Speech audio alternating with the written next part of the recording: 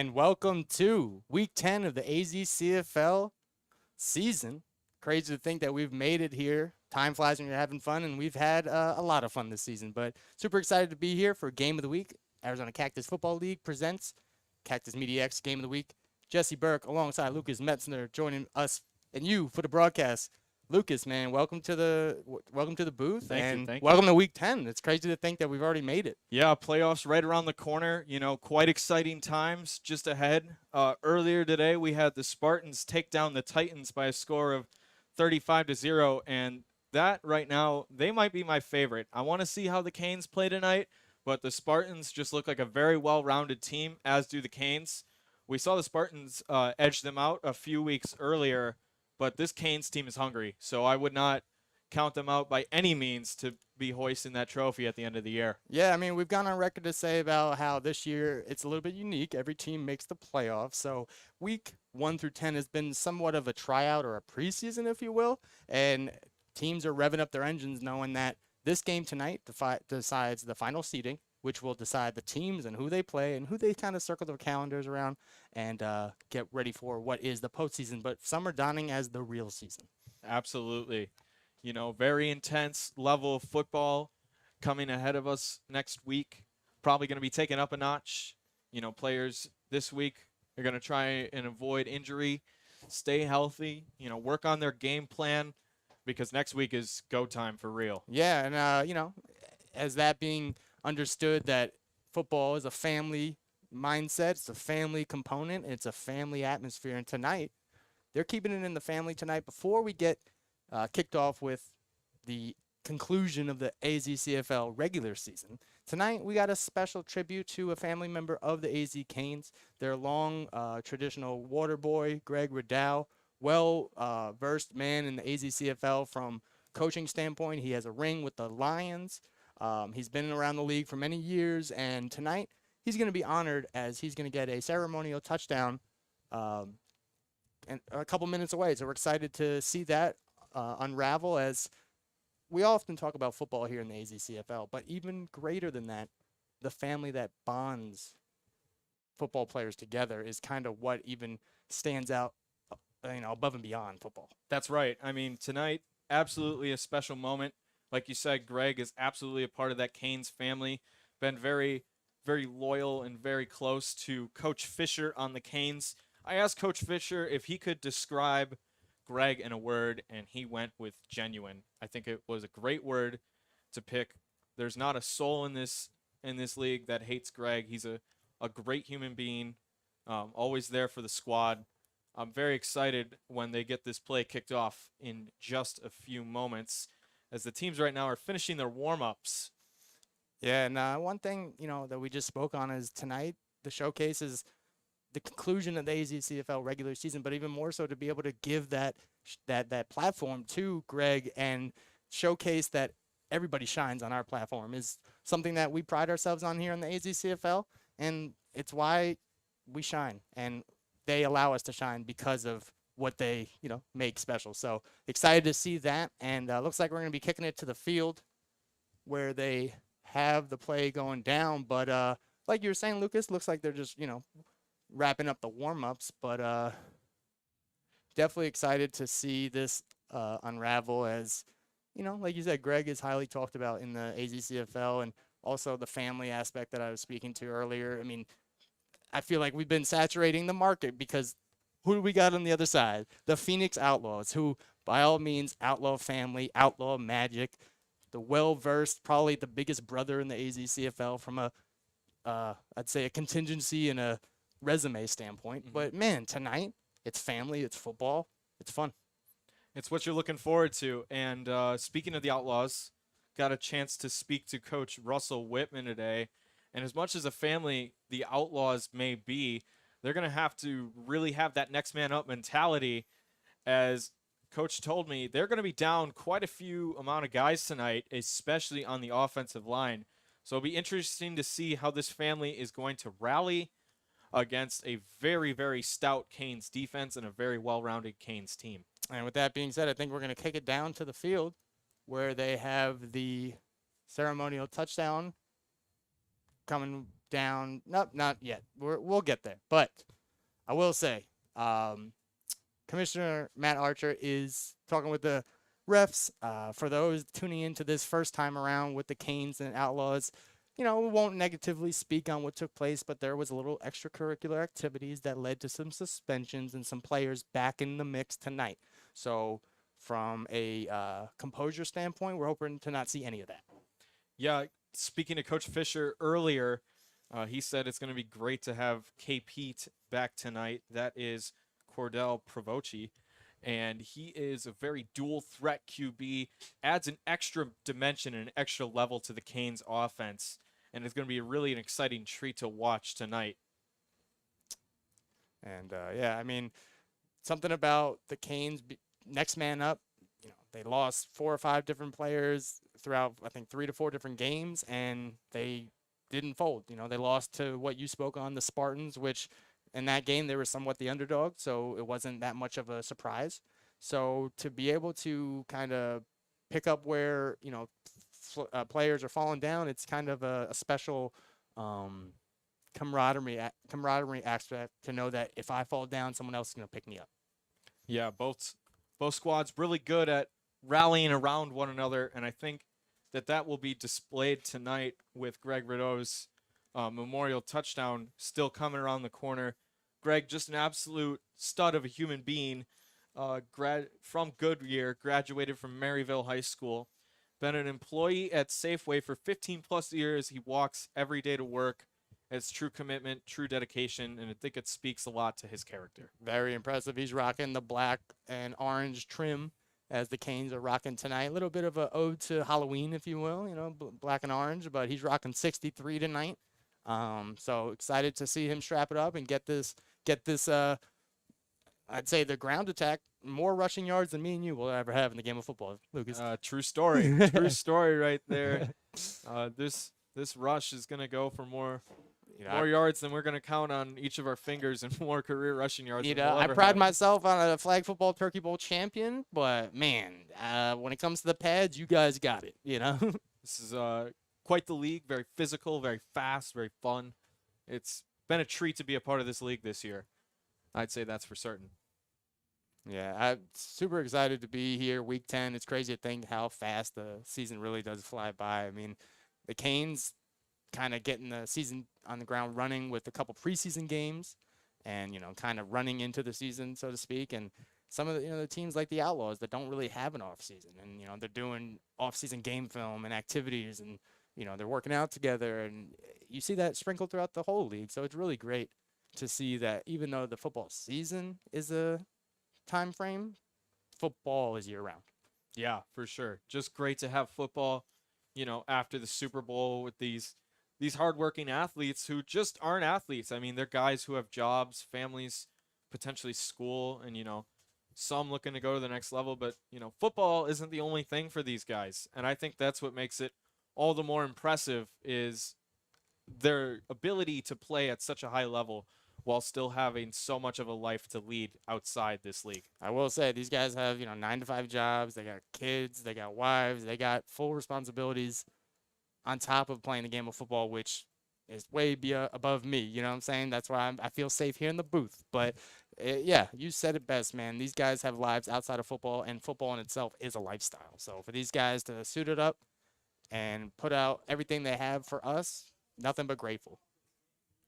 And it looks like we're finally going to get what we've all been waiting for. Been speaking to it, finally getting it to existence. Yep. It will be the ceremonial touchdown by Greg Rideau. So let's kick it down to the field.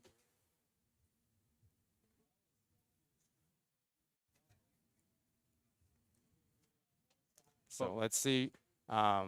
We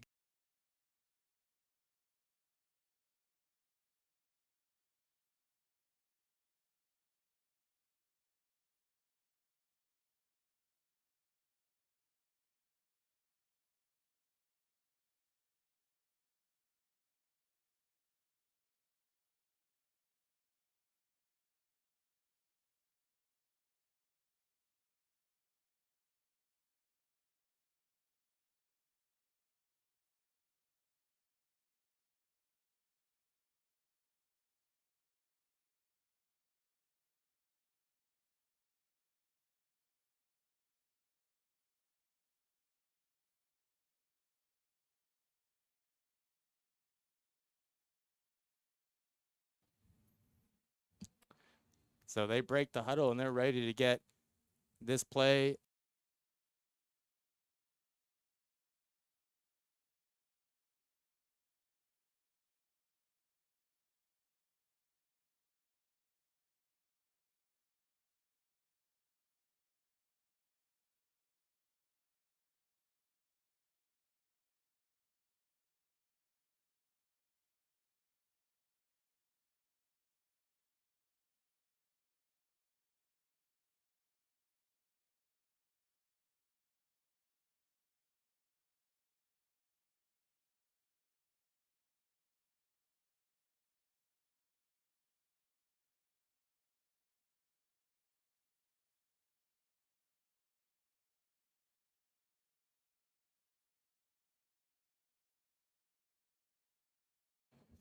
And as you just saw, 6 points on the board by Greg Riddell. Love to see it. Love the sportsmanship. Love the family. You ready for some football tonight, Lucas? Exactly. I'm so ready. What a special moment. Guys paving the way right there for Greg.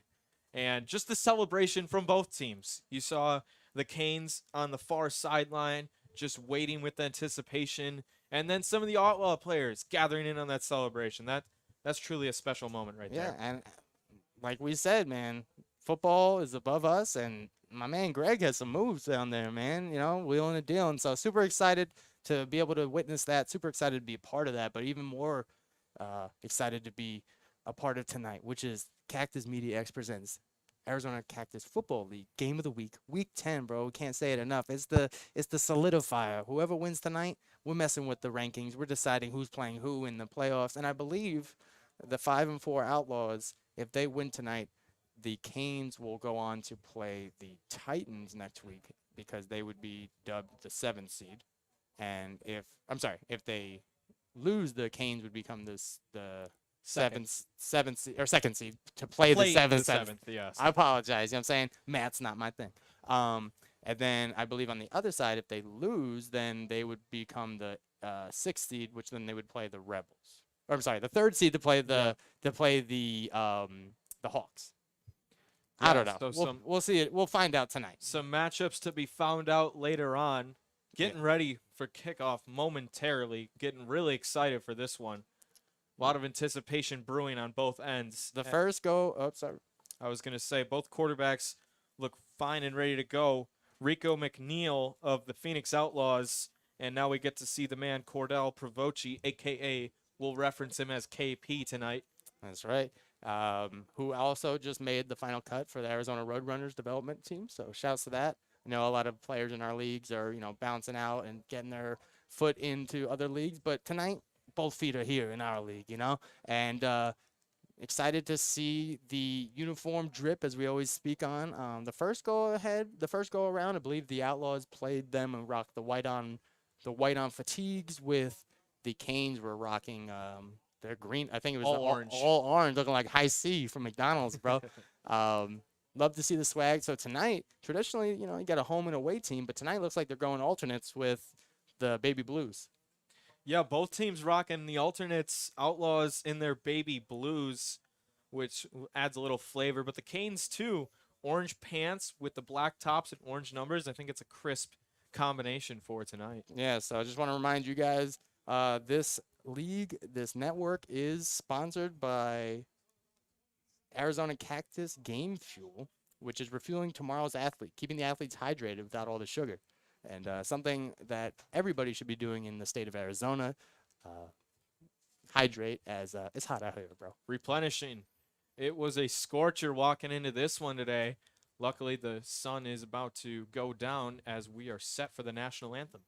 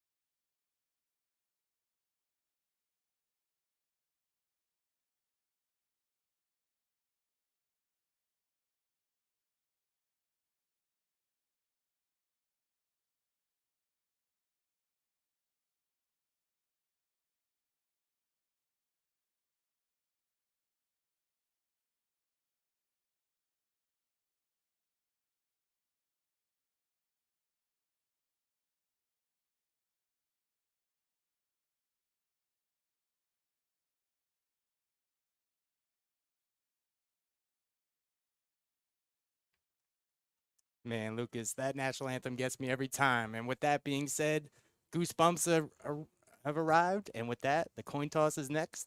Football ready to unravel before Yeah. our very eyes. The Excited. chills, captain's coming out. It's getting serious for real now. You know, you said the sun's are setting, the kids are going to bed, and we getting the real big dogs out tonight. Captains on the field for the coin toss. We got Alonzo Simpson, Trumaine Smith, brother of defensive back Timmy Smith. We got on the Outlaws side, we got Ben Williams, former Lions owner. We got number 90 out there. I believe that's on the Outlaws. That's Carl Mans. And then lastly, we got Wilfredo Lopez. It was number 21, correction. Ben Williams rocks number 28. That's my bad. Love you, Ben. But yeah, coin toss is underway. Then refs are letting them know that, hey, I got word about what happened the first time around, and this will not happen the second time around. So, you know, laying the land of the law and letting them know, hey, keep it between the lines and between the whistles. And with that, looks like we are finally decided. I believe the Canes are set to receive this one. And the anticipation continuing to build as we are getting ready to punt this football off and get this one started. Jesse Burke alongside Lucas Metzner. And we got the Phoenix Outlaws, Arizona Canes, 5-4 versus 8-1. Last game before the playoffs. You know, Lucas, super excited to be here, man. You know, the league has been sporadic in the sense of the drama, you know, the thrills of what big name teams are going to be where, and, you know, undefeated this and undefeated that. But we've arrived with nobody being undefeated because it's hard to do that. You know? It's very hard. And they pretty much prove that on why the talent is so spread out throughout this league, because any given Saturday, your record could take an L. Exactly. It's so tough to win week in and week out. You have to play strong, physical, disciplined football. And the Canes, I'd say the prime example of that, tied for the best record in the league at 8-1. Their only loss coming to the Spartans. So let's see who they got back there to return the kick. It looks like number 18 and number 10 of the Canes. So we got Kevin GOW and then Joey Buckley, who was actually one of their newer members a couple weeks ago and finally finding his comfort zone. And he's back there hoping to bring it home with 6. And it looks like Francisco Fuentes is set to kick this one off for the Outlaws. Number 80 getting ready to square this one away. We're here at Bell Bank Park, Legacy Sports Complex, Arizona Cactus Football Week. Game of the week underway. And this will be returned by the Canes right around the 25, cuts it out to the right. That is Alonzo Simpson. He has a out-of-bounds bump around the 38-yard line where KP and company will set up shop. And I like that return right there from Simpson. Normally very elusive, very fast. And that time, just knowing when to go and lower his shoulder, taking the good yards, setting up the Canes with good field position. 1st and 10 from the 39. Yeah, Alonzo Simpson, he's a big ball threat. He's a baller. We definitely saw him down in Tucson doing his thing. He has 8 touchdowns on the year, looking to get maybe, you know, to that double-digit mark tonight with his guy KP under center. Number 2, ready to rock. Kenny Mitchell at halfback. KP looks back, now runs it up the middle. He's got a lane, gives a little jello, and he is bamboozled by Carl Mans, giving a full chest, not even a tackle, just checking him real quick, saying, hey, number 90, you know what's up. Rocked him, looking like a hockey hit out there as he sent him down to the turf below. But a good run from KP, knowing that the pass wasn't there, avoiding defenders when he could. He picks up about 6 or 7 yards. Yeah, one thing about KP, I definitely know he's a patient runner, and that's a lot to say for a quarterback standpoint. You know, he finds comfort in that pocket, but then, you know, kind of finds comfort outside the pocket as well. As the handoff now to Kenny, and he gets a nice little jump cut, brings it down to the 50, and we got ourselves possibly an early first down, and it is a first down, so chains are moving, and so are the Canes. First down. And that's the identity of the Arizona Canes right there. Power running football. Had about 7 guys on the line, pistol formation, and all KP has to do is snap it, turn, and it's in his running back's hands for a first down. That's Canes football right there. Yeah, I mean, we were talking about everybody picking up where their, guys left off. It's the whole team component here. Is Kenny Mitchell runs it up the gut, and nice blocking. As that was a nice gain for 4 yards. So slow and surely, the Canes are moving as the sun's setting here at Bellbank Park. And, as poetically speaking, the sun's setting on the AZCFL regular season. Yep, playoffs around the corner. Exciting times for the conclusion of the regular season and our last game of the week in this regular season. Yeah, so 2nd and 5 now for the Canes.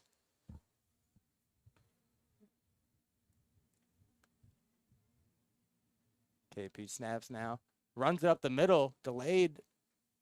Looked like a delayed handoff. Decided to keep it himself. Gets tripped up right around the stick. So it's going to be 3rd and 1. So early decision making for the Canes here. Indeed. And it looked like Christopher Betancourt right there, the offensive lineman wearing number 52, was a pulling guard right there. And I think that also speaks to Canes football. We'll use their offensive linemen to get involved and make sure they keep the sticks moving. Yeah, and correction, they actually ruled that a first down, so the Canes are moving the chains, and 1st and 10 for the Canes. As KP throws it, dangerous pass as the intended receiver was number 88. That is AJ Schaefer. And Jordan Brown, the strong safety, in on the coverage. I like his positioning there, up about 10 yards off the ball. He sees the slant, and he steps in, forces the incompletion, and maybe the Canes have to go to the air again on 2nd and 10. Super excited for tonight's mirroring matchups as Jordan Brown's a ball hawk respectively, and then on the other side the Canes have number 28 Jake Reed, who's a ball hawk. So tonight we got some hawks on the ground as the ball is tipped and dangerously batted down by, that's Air Force 4 Phil Ross, who is a big deep ball threat and is comfortable with, all it needs to do is touch one finger. He usually comes down with it. That time, tipped at the line, dangerous, and kind of a crisis aversion by just, safely letting it harmfully fall to the ground. Yeah, lucky it couldn't have been more there with the deflections we've seen in previous weeks. Batted at the line, a good job by the Outlaw defense. It's 3rd and 10. Yeah. KP now rolls out right, looks downfield, steps into it, has a man. That's Air Force. And that's going to be the touchdown that I spoke of. Phil Ross, Air Force 4, letting them know, get it to me one more time and I'll secure it. And just like that, the Canes got 6 on the board early. Back in high school, we called that a sword route. He fakes the slant for the 3rd consecutive time and then turns on the jets upfield. And KP lofting a nice little lofty pass right into the breadbasket. And a good job by the Canes to get on the board in their first possession. So I hope Phil remembers that he owes me a touchdown dance. So I know he can't listen to this now, but when he runs this back, hopefully he got another one in him tonight to get me just that. And the lights came on. So we got lights, camera, and some action, Lucas, here early in this game. Under the lights here in beautiful Mesa, Arizona. As the kick attempt is no good. No good. So the score will remain 6-0. Canes early in this first quarter. And so far, just exactly what Coach Fisher wants. A strong running drive. And then when that didn't work, he got his passing game to gel together again. When I spoke to him earlier, the identity of Canes football is the run. But he said, tonight's game before the playoffs start amping up, wanted to get back in the passing rhythm with KP. And it looks like they're going to be able to do that so far. As you said, Air Force 4, Phil Ross, making nice moves. Yeah, and, I'll tell you what, they fooled me. I thought they were slowly moving the chains on the ground. Hey, find comfort. But then, just like I said, KP said, I got this arm too. Let me show you. And just like that, 6 in the mix. One of the premier quarterbacks in our league, KP, just a very well-talented dual-threat man. And the Canes are going to get ready to kick this one to the Outlaws for their first possession. And back there, they got 21 Wilfredo Lopez, and also I believe number 1 Assure McMillian, who is rocking number 1, who used to rock 18. I believe that's a shirt that has it, and he's running up the gut, and he is met around the 25-yard line. That's good coverage by the Canes right there. Everyone staying in their lane, flying down the field, and good kick coverage, forcing, poorer field position than maybe the Outlaws would have liked. The Canes playing really good situational football so far in this early one. So in comes big-time QB, and I say big-time from his stats and from his size. Rico, Agent Zero McNeil coming in. Longtime vet in the AZCFL, rocked a Bucks jersey last year, has won a championship with the Stampede, is well-known, well-respected, and feared from a defensive standpoint. So excited to see it in the mix tonight. We got size, we got statue, we got seasonal players, and we got the Outlaws on offense. So Rico and company under center right around the 25 or 24. Handoff now to Wilfredo, who is going backwards, met early by a couple Canes players. And right there, Paramore Tappa, a.k.a. Peanut Tappa, with a great defensive play. Number 33 uses his swim move, gets past the defender, and he forces a loss on the run play. I got to find out how he came to a nickname Peanut. I mean, is he the small one in his family? Is he allergic to peanuts? Is his favorite thing peanut butter and jellies like me? I mean, I don't know. So I pride myself on getting to know these guys, and me and Peanut, we haven't hung out. So Peanut, let me know. As second down now for the Outlaws. I know Jonte Gibson's watching this game. I'm sure he knows why Peanut's named Peanut. Spread look, 4 wide receiver set. As low snap, McNeil's got to avoid the tackle, and his line fails him as number 26, Deontay Flowers. As I always say, once a hurricane comes, then comes Flowers. 26 in the mix, getting Rico, big body, down to the ground, which is no light effort. My man is all of almost, I don't know, 6'6", maybe 6'5", and pushing towards 300 pounds. So I don't know, man. Absolute animal down low. I know Coach Fisher is a defensive coach, really prides himself on how well they're able to stop the other team. His front seven, absolutely terrifying. They are your worst nightmare in this league. They will rip, claw, spin, anything possible to make sure you're losing yards. Then their secondary is nothing to play with either. You got the Smith brothers, you got ball hawk Jay Reed. I mean, these teams are not light for a reason. As third down now for Rico and crew. As he looks right now, looks left, throws over the middle. Dangerous passes. That's intercepted. As I just got done saying his name, Kenny Smith, confirming what I just said. A dog in this AZCFL coming up with an early turnover and giving his quarterback and his offense the ball back. So good on you, Timmy Smith. Kenny Smith's from the NBA. He ain't going to hold me, though, because we're around the same age group, so he knows what it is. But nah, Timmy Smith, the Smith family, not only do they have Trumaine and Timmy, they got McCall, who the middle linebackers, their big brother as well. A true playmaker right there, reading the situation, 3rd and long, got into position, and intercepted it before it could get punted away or otherwise, and the Canes are set up quite nicely right now. And good on Timmy to understand that he was already down when he caught it. Just gave it back to the refs and, or actually just threw it back on the field. But KP and company on the 40 and in business early. As a handoff to Greg is brought down early. That's number 22, Greg Dotstry. And 31, Eric Sipes with the tackle in the backfield. Yeah. Who saw him in his sipes and he, snuck him out, right? But super competitive run game from the Canes because they have like 2 or 3 different options, right? So the ability for them to confuse the defense and then, like we said, lull them to sleep and attack through the air. So the Canes are multifaceted, if you will. And second down now. Snap is high. Handoff getting Greg. This time's a better run. Gets past the first defender. Tripped up right around the 36, and that will bring up a third down. So we know that the Canes are not afraid to throw it. I'm not one to try to read the future, but I do see a pass play coming. Looks like they sent on some receivers to the field for this set. I'm with you on this one. Hey, you got to use your resources, and I read the field a little bit, and I kind of was intuitive. But let's see. Looks like they got trips right over there. A trip bunch to the top of your screen. Bunch, there you go. And some early movement.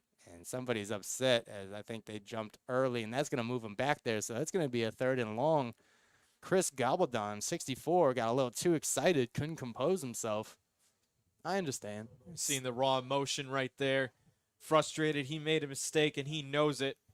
But it's time for the Canes to see if they can redeem that mistake. 3rd and long coming up. Yeah, and, before we were guessing if they're going to the air, I feel like they better go to the air on this one because 3rd and long on this one, and KP out in the shotgun formation. One-on-one coverage on the bottom of your screen. The snap is low. KP's got to recover it, and he is met at the ankles. Let's see who that is. That looked like to be number 29. Or no, 89. 89? 98 maybe? 98. No. I think that was Zach Salzman, 88. Regardless, great tackle. Great play made right there. And it's forcing the Canes into a 4th down situation. And onto the field is Luke Trudy looking to punt this one away. Number 14. Special number. It's got a soft spot in my heart. So I imagine expecting big things from you. Luke Trudy's been the place kicker / punter for the Canes. Kind of their special teams anchor in a league where special teams has been all over the place. So let's see now as the punt returner is going to be gathered around the 10. So I'm getting word here that 21 is Ben Williams. So we'll confirm that it's not, because from what I saw throughout the year, he's been rocking 28. I don't know if, they got a laundry, but I mean, I recognize Ben. That looks like him, so I'm thinking 21's Ben, guys. Yeah, working with what we can with the rosters provided here. Not always perfect.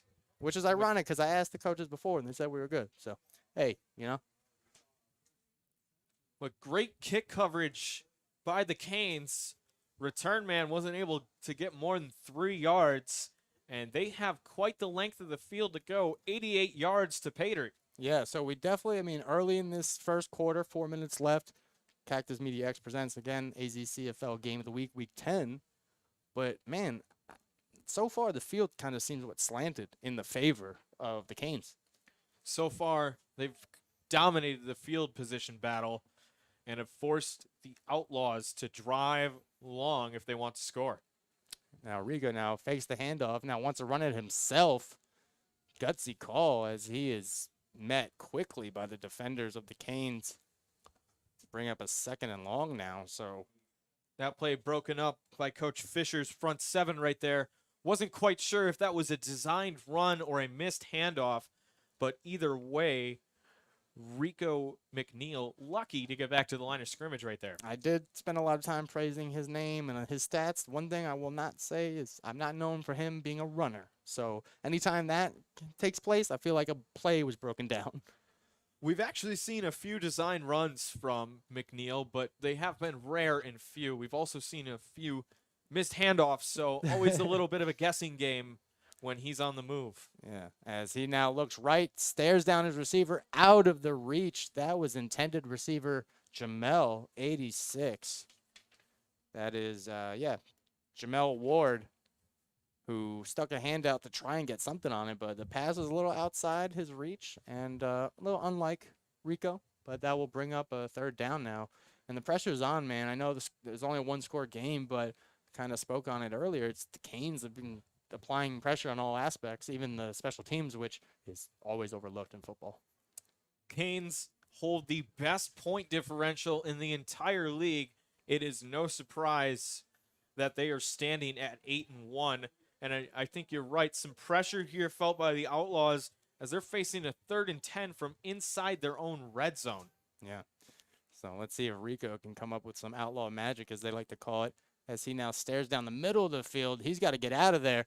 He really has to get out of there or let that ball go, which he does. He could throw it 100 yards, and it is out of bounds, unfortunately. So Rico's got the distance, however, not the direction on that one. Absolute cannon right there. He was able to escape pressure and unload one, but just out of bounds. But what an impressive throw. At least traveled 50 yards in the air. And just out of his receiver's reach, that was Antoine Jackson. Real special talent, real deep threat. And now it looks like the Outlaws will be forced to punt it away, though, and at risk of continuing to lose the field position battle. I will say, though, if they can get time behind Rico and he can let that thing go, he's got some targets that can run the deep ball. And I've on record heard that, obviously defense applies pressure, but with no defense on a good day, Rico can throw it goal line to goal line. That's quite the impressive cannon right there. So if they can buy him some time, some potential for some big plays in the Outlaws later in this one. But for now, they're going to be forced to kick this one right back to Arizona Canes. Right, who, like you said, been applying nothing but pressure. As the punt is tall but shallow at the same time, and it will not be returned. So it will take an outlaw bounce into Canes territory. So trickles out around the 46, and that's where the Canes will set up shop. But kind of only a half a field to work with, and only a one-score game. But the Canes applying pressure on all ends. I'll consider that a win for the Outlaws right there. I don't know about you, but I thought that one was almost blocked. No, right. I saw it ending at somewhat around the 30 in the Outlaws territory, and for it to travel, it's a windy day today here in Arizona. I mean, again, for those viewing on the East Coast and around the world, I mean, you guys have us beat with the weather conditions, but for a desert that we live in, it's been windy today, so I don't know if that played a component on that kick. A little bit of a surprising gust of wind on occasion. As the handoff now up the middle, this is Kenny Mitchell, and he's got one man to beat, and does not make it as he is brought down, but impressive run right around the 29-yard line. I'll be first to say that throughout my years in the AZCFL, Kenny Mitchell, solid running back, but overlooked in the position. Not fed enough, not provided the rock as much as he should. But here in the Canes, man, he's been shining, and good on him to be patient, to be level-headed, to not get his ego in the way of everything, to say, I deserve this, I deserve that. He's kind of just been one week after another, lack of a better term, shutting up and just playing. So good for him. For sure. And it's speaking volumes. And with that being said, we've arrived to the expiration date of the first quarter. AZCFL Game of the Week, Cactus Media X presents Phoenix Outlaws, Arizona Canes. We'll take a quick commercial break, and we'll be back with Lucas Metzner, Jesse Burke.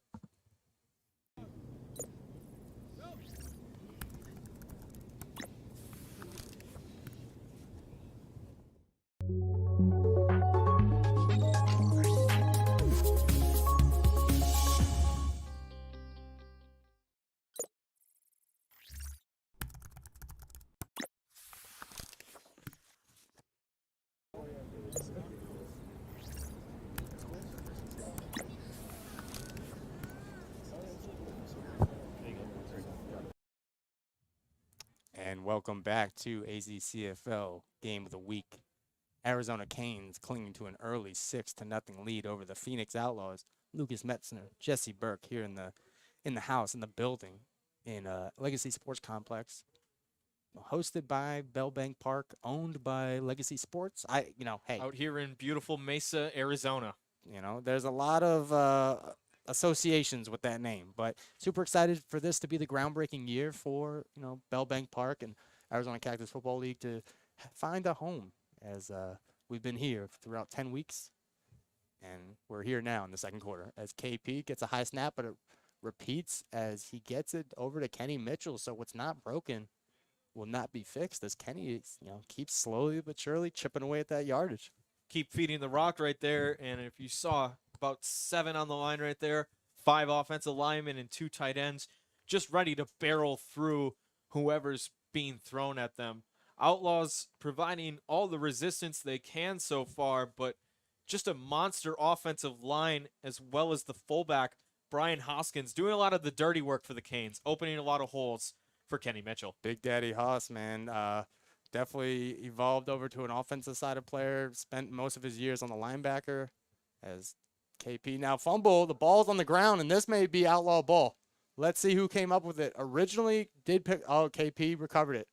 So good on him to get it back for his team, as that was a scary situation. Wrestled that one away. Saw it next to his legs, and it could have been anyone's football, but he recovered quickly. Let's see. Yeah, so, I always say it's like, dropped interceptions, a deflected pass. Hey, a recovered fumble is still a good defensive play by the Outlaws to at least stop him in his tracks, right? Still heads up, still creates the turnover you need. Got to take advantage of any advantage you can find. So, 3rd down now. And KP looking right now, looking left. Has a man, and that's Simpson catching it beyond the sticks and moving the chains for the Canes. 1st down, AZ and Alonzo, man. Just a fantastic out route. He breaks his hips down at the top of the route, makes his cut. Plenty of room for KP to find him right at the sideline and to keep the sticks moving. Yeah, so picking up in the 2nd quarter right where they left off in the 1st, and all Canes early in this quarter.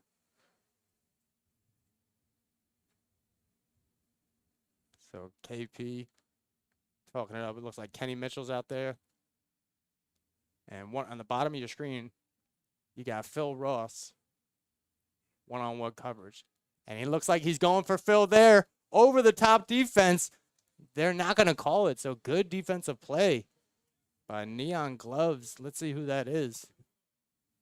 That's number 5 for the Outlaw. That's Dion Hicks. So good defense to stop Air Force and keep him on the ground, if you will. And looks like he'll be taking a step to the sideline, unfortunately, but looks like you called it right there. That one-on-one coverage ran what looked like to be a post route thrown at about the goal line, and despite the unfortunate injury for a second, he made a great play on the ball and making sure that Air Force Phil Ross did not come up with that one. I will say it's a gutsy call to, cover him one-on-one, let alone to, allow him to be, only covered one-on-one. We know what kind of dangerous he, can provide. But quick handoff up the middle, and they're in their safety zone here at the 3rd and short.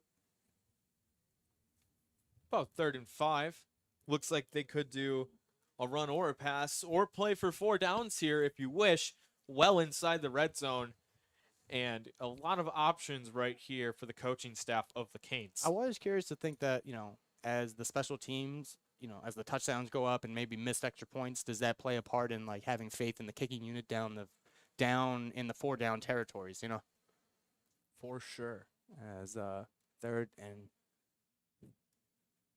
handoff now. That's Kenny. Nice little sidestep, man. Enough for the 1st down. So Canes are doing what they need to do on the ground, sprucing it up in the air, but all means.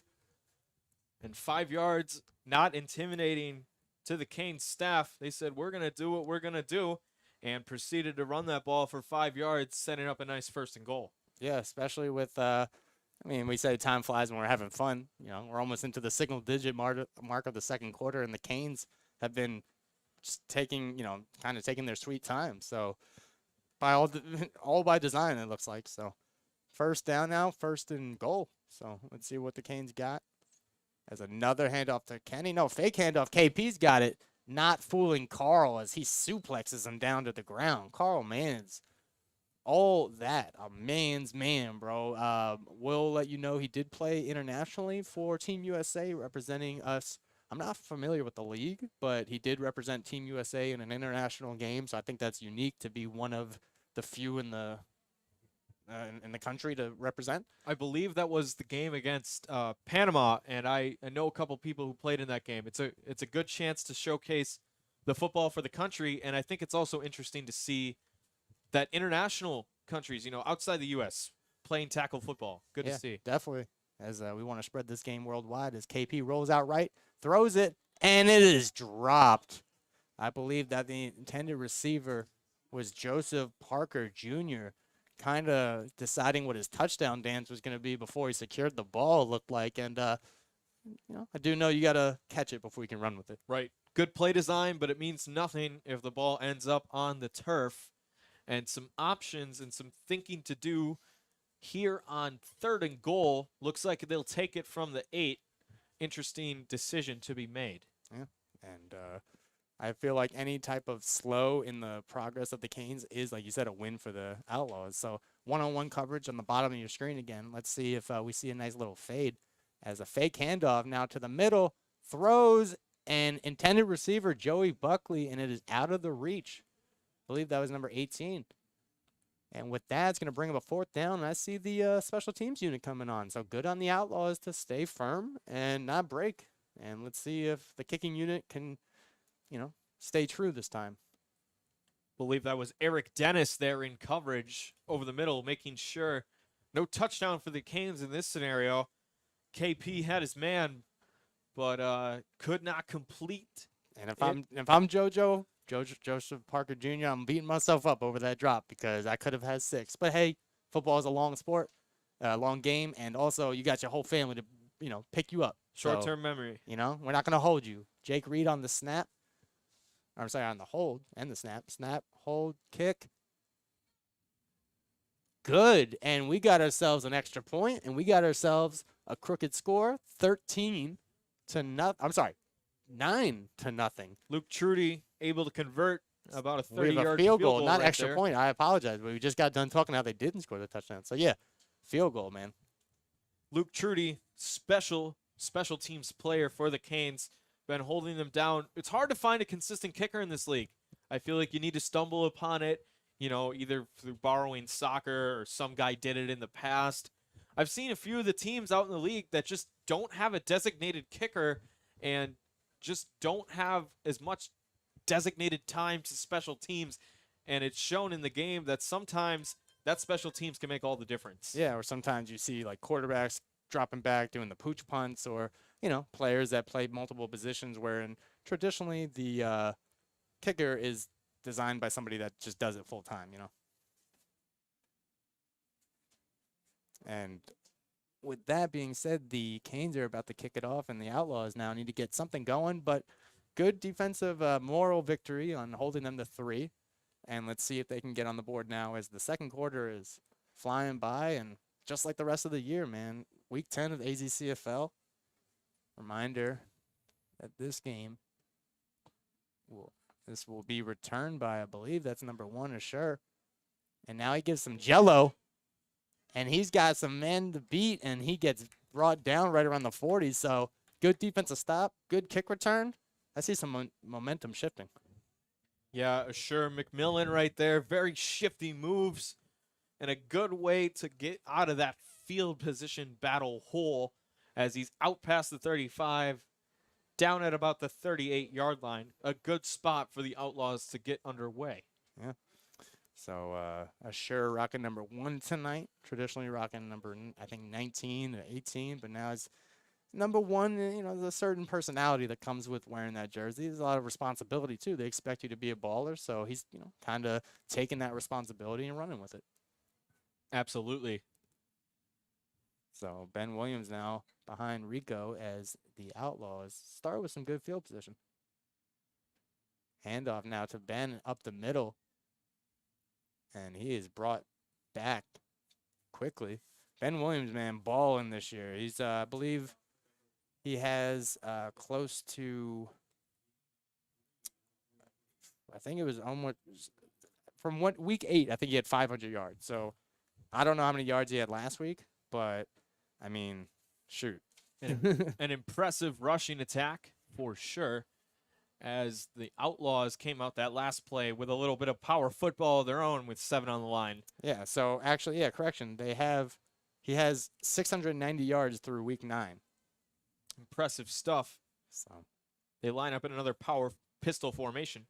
As handoff now again to Ben, and he is brought down quickly. These Canes defense, man, it's like a black and orange wall, bro. The front 7 does not like to budge at all. Well-trained, well-disciplined. They know their gaps. They know their assignments, and they're on it all the time. Yeah, and well led by, like you said, offensive-minded coach, defensive-minded coaches, guys that have been in the league, guys that have played, guys that have won championship, lost championships. They're well-rounded, and their players and team resemble that. Like to think of those teams as just a well-oiled machine firing on all cylinders. That's what makes up a good football team. That's the image that comes to my mind. Talk about a hurricane in the literal sense. It cleans up everything, right? Washes everything away, and right now it's competition is being washed away as Timmy gets beat. The ball's on the ground, and he's going to pick it up. This time he may have a chance to return it, and this time he may have 6, and this time he does. Touchdown, Canes. Everything going their way right now. Timmy Smith, interception, pick it up on the ground, but with that being said, a flag is on the ground. So let's see what the call is as the score stays right now 15-0, pending what this penalty is. Really important flag coming up. A great defensive play. 2 players getting to the football, forcing it out, and Timmy Smith just taking off down the sideline. So it's going to be a touchdown, unsportsmanlike conduct on the Outlaws. Not able to read lips from this far, but yeah, unsportsmanlike, and that will, I believe, be assessed on the kickoff. Touchdown will stand. Looks like they will put it on the kickoff, but a really interesting choice here. If the Canes go for 2 and make it, that makes it a 3-possession game already in the first half. Yeah, and Timmy came to play, bro. He's one that knows that, the season is really won and earned in the postseason, but he also lives for this game. I live for the social media, vibes, and he's out here sending game day vibes and talking about how he's going to do this and do that. And by all means, he's backing it up. 21, doing work tonight. It looks like the Canes will go for 2, try and make this a 3-possession game early. Would be a pretty pivotal point in this one if they convert. So, yeah, like you said, they're trying to go for a 3, trying to step on their neck early and make it a 3-score possession.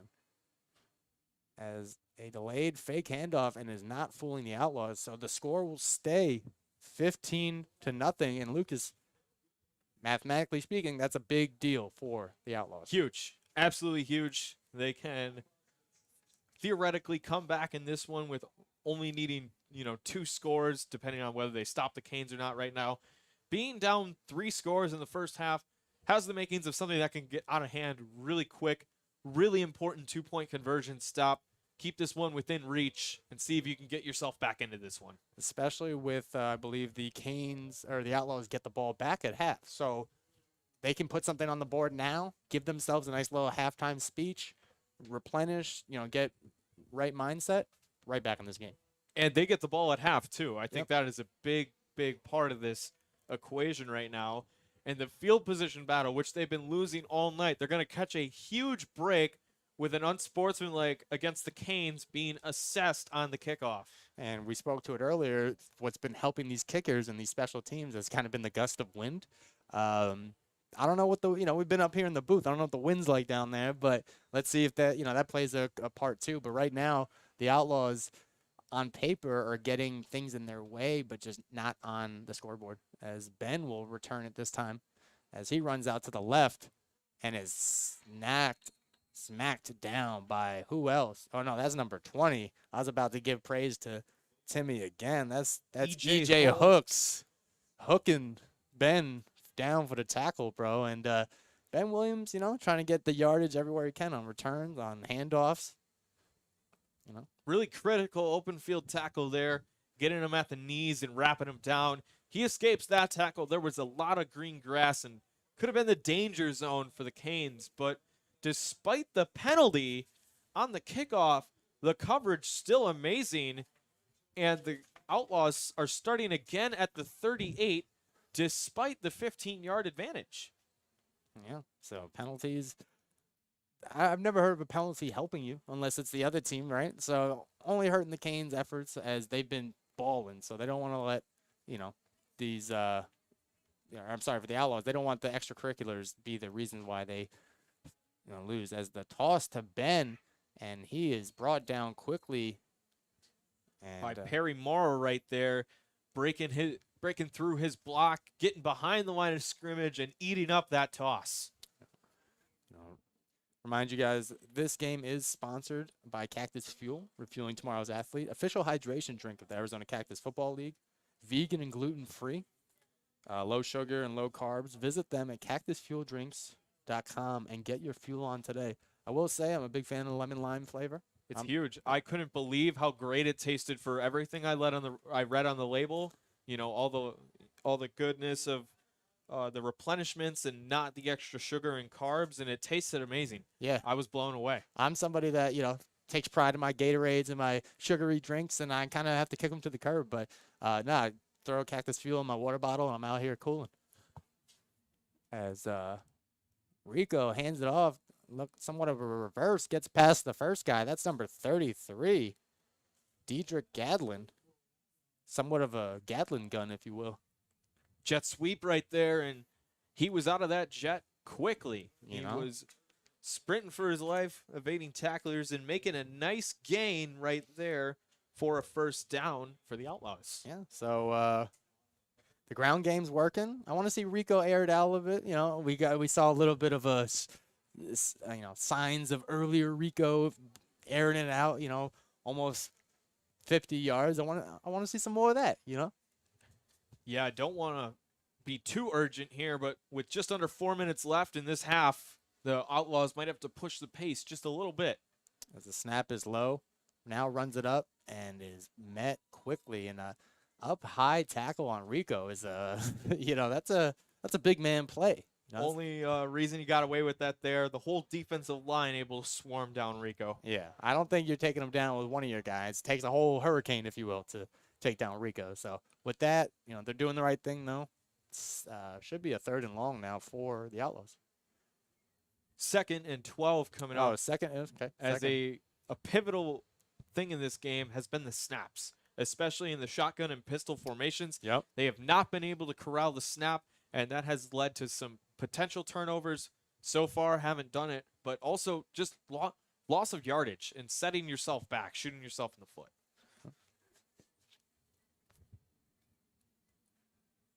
Good snap there. Fake handoff. Rico's going to try and run it himself, and again is not fooling these black and orange uniforms. Now will be a 3rd down and long for the Outlaws. So some good momentum and quickly distinguished or extinguished, if you will, by the Canes. 3rd and long coming up. Let's see if the Outlaws can draw a protection scheme good enough to keep Rico in that pocket or somewhere where he can launch the football. Almost getting to the 2-minute warning here.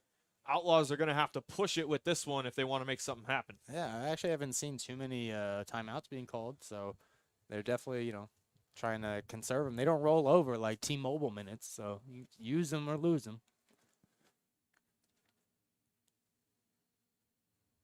There's now a handoff on 3rd and forever. And nice little spin out the first tackle, then brought down very shy of the sticks. But that's, like you spoke on, it's going to bring us to the 2-minute mark here at AZCFL Cactus Media X Game of the Week.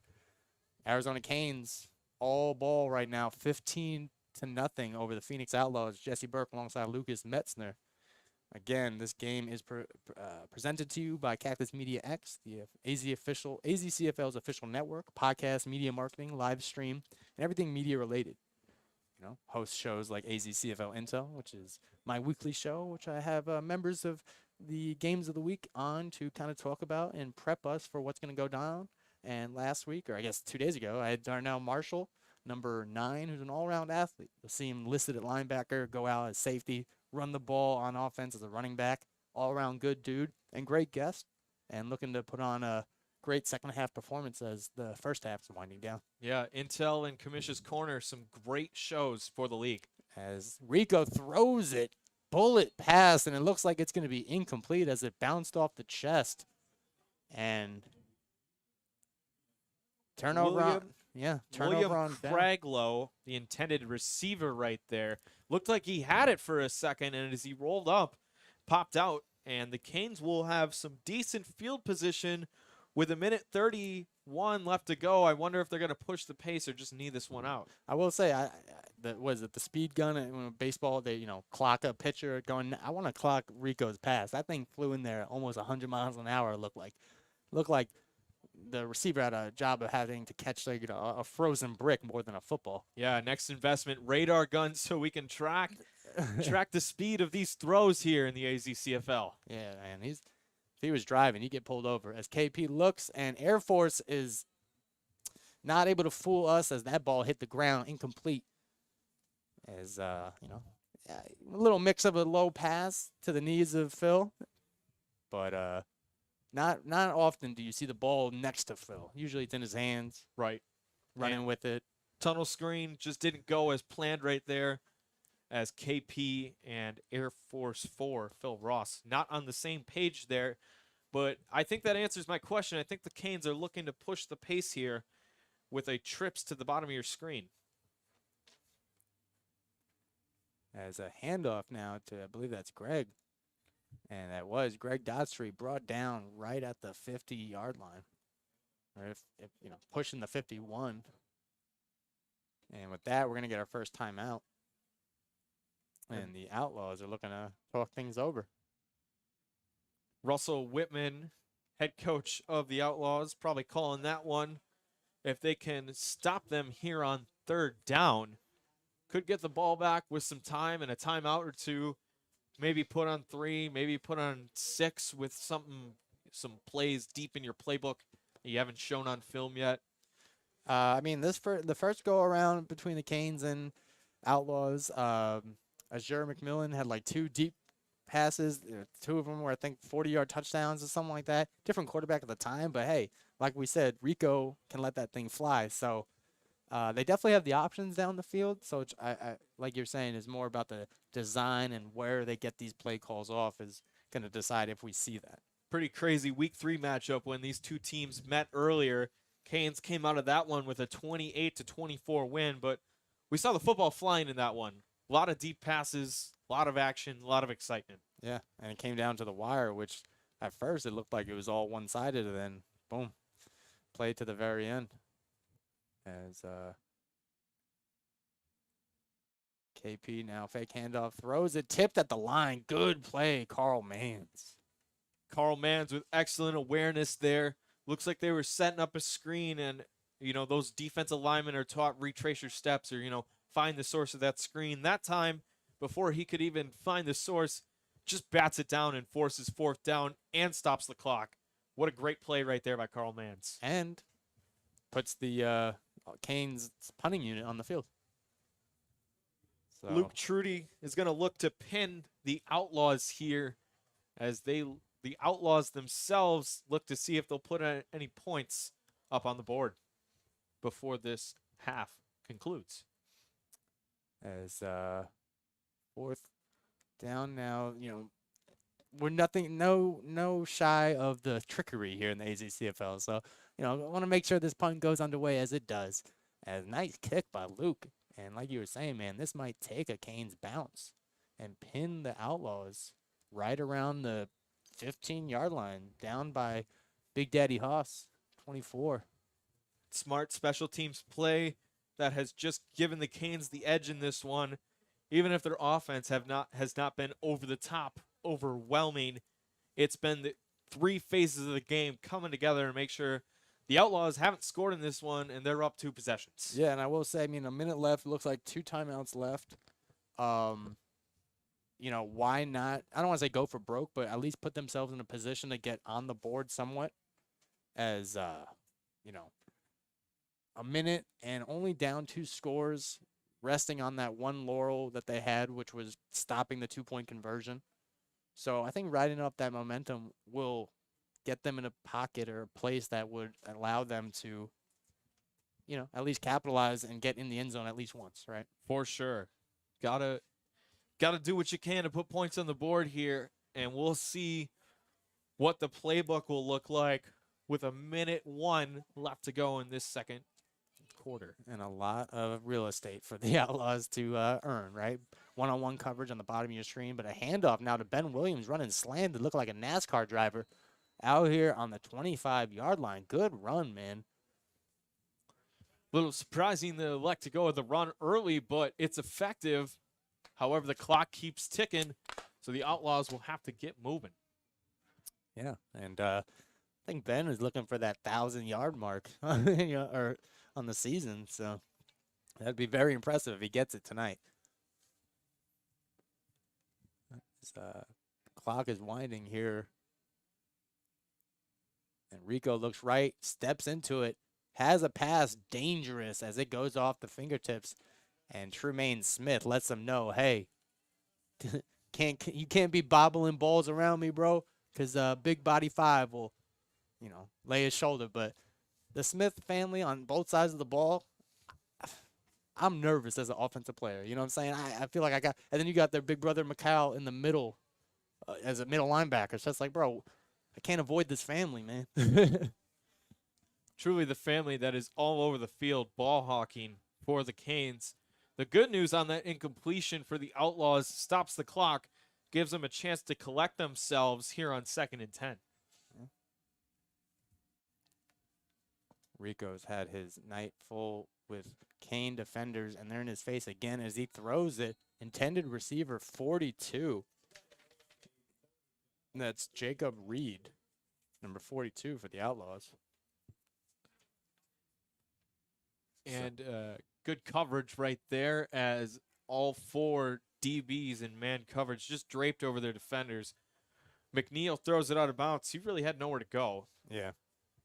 That's another thing is when the assignment collapses, it's like you can tell the Canes are on top of it, right? They fly to the ball. They're not, they don't make mistakes twice, I guess, so to speak. So they're right there. Something collapses, you kind of know the reason why. Also very good at not allowing broken plays. Yes. Sticking with it and making sure nothing gets too far out of control.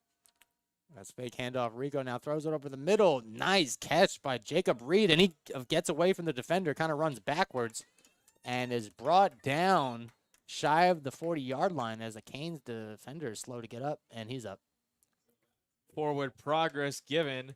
They'll mark him down right at the 40. Quick timeout from the Outlaws.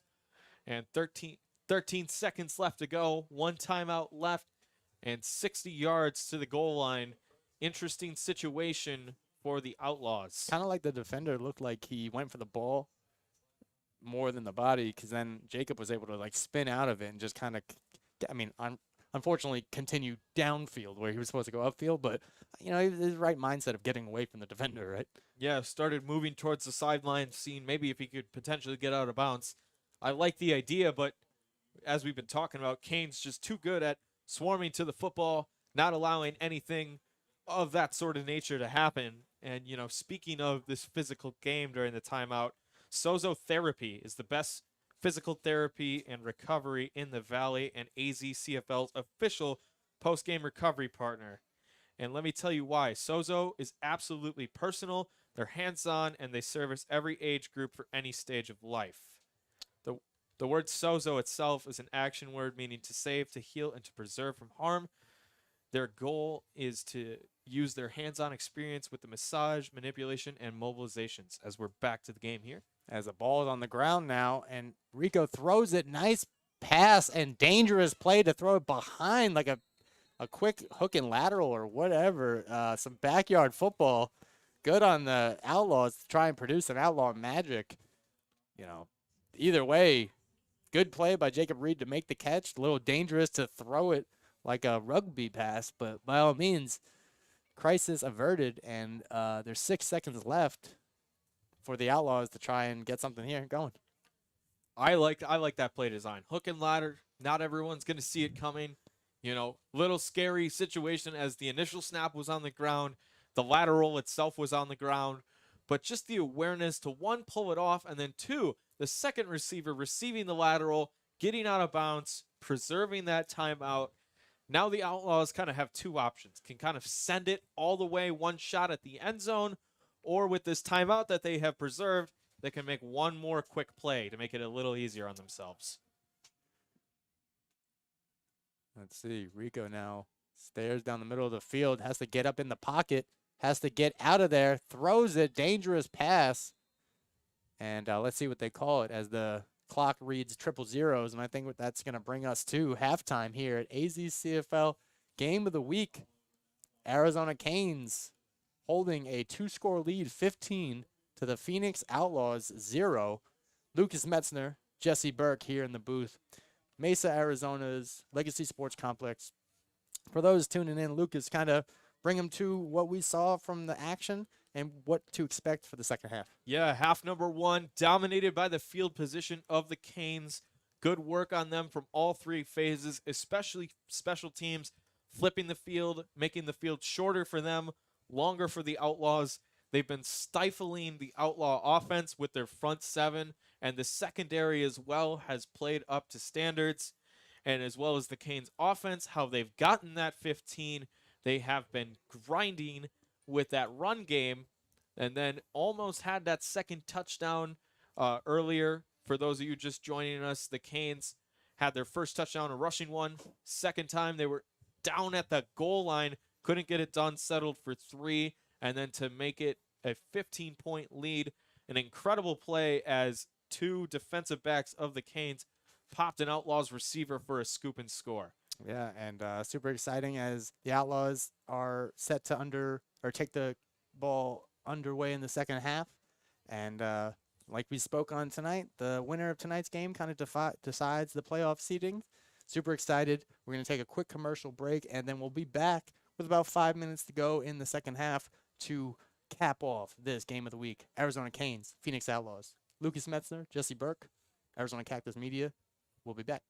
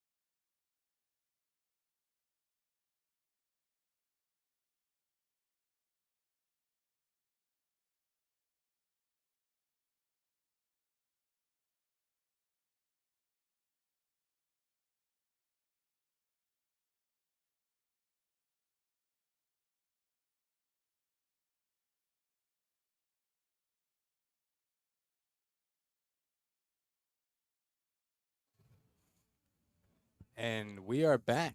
AZCFL Cactus Media X Game of the Week, Week 10 of the regular season. Spoke on it before, man. Having fun when, time flies when you're having fun, and we've been having fun this season as we've made it to the last half of the regular season. Lucas Metzner, Jesse Burke, Cactus Media X. Lucas, for those tuning in just now, kind of remind, though, what took place in the first half. Yeah, for those of you just tuning in, been all Canes so far in this one. Canes with their dominant rushing attack and even more dominant defense, as well as playing a complete game in the third phase with special teams. They've had a rushing touchdown. They were held in the red zone by the Outlaws for a field goal, and then a brilliant scoop and score and a failed 2-point has led us to 15-0.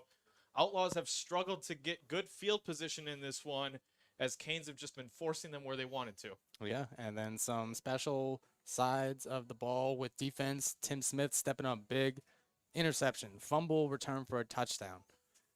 And, some signs of light for the Outlaws. We saw the defensive stop on the 2-point conversion, some good special teams play on their side of things. So not dead in the water. We got 2 quarters left for this regular season, but plenty of football left, and the Canes kicking it off, and the Outlaws looking to get on the board. And the special teams rock for the Canes. The kicker, Luke Trudy, getting ready to boot this one away. Been able to put it pretty far back all night long and keep the Outlaws with poor field position. Right. Staying true to his game as he kicks it deep, and this will be returned by number 33 as he gets a nice lane and gets past the defender. So to the dismay of the designed returner, it looks like he jumped the gun and, ran with it, so to speak. That was number 33, Dietrich Gadlin. So good on him to make an executive decision, and it panned out for him. It's setting up the Outlaws in good field position. Absolutely a powerful return there. Able to run through a few guys and just keep his legs churning. Trace Hoskins on the Canes finally able to wrap him down by the legs. If he didn't tackle him, I'm not sure who would have.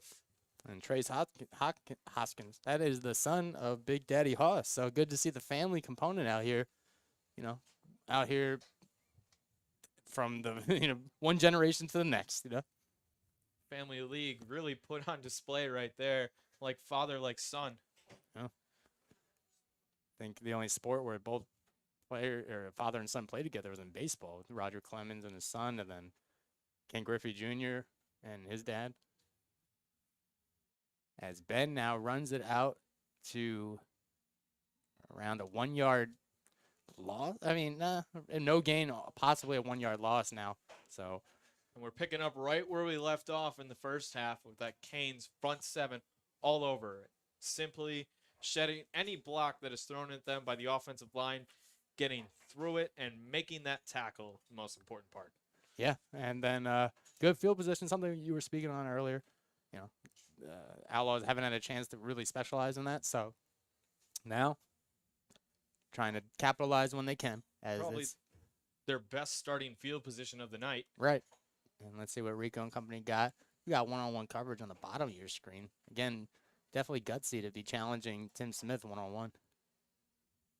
As fake handoff now pass to the right, met by a wall of Canes right at the line of scrimmage almost. So not much going there. Going to bring up a 3rd and long for the Outlaws, and rather dull on this drive, so to speak. Very hard to be calling offensive plays and scheme an offensive plan when not only are the Outlaws down some players, especially offensive linemen. I think we've seen that come into play, but just facing a team that has its coach preach 11 hats to the football at all times. All the guys flow to the ball. They're always really good about knowing where it's going. It's just an impressive display of defense that Coach Fisher and the rest of that staff have put together. Yeah, I mean, the fact that you're always going full speed when, the focus tends to be on the ball carrier. So the eye in the sky is real as Rico now runs out to the right, looks to throw it downfield. He got some, and off the hands, unfortunate drop. He had his defender. He had double coverage. I think that was Ben Williams. Let's see who the intended receiver on that one was. As running back to the huddle, I believe that was Ben. So good route. Ben can do it all. Run in on the ground, run out for routes, but got the ball out there, just bounced off the hand. So unfortunate chain of events for the for the Outlaws. And now the Canes are right back in the driver's seat. Despite the double coverage, I was really impressed. Had a step on his man, and maybe even more impressive, Rico McNeil, under duress, takes a step to his right and off balance launched that pass right near his hands. Unfortunately, incomplete. But Rico McNeil has, when he has time, has displayed his passing prowess in this league. So looks like punting unit is out there. So 4th down now. Let's see if we can get this in the favor of the Outlaws.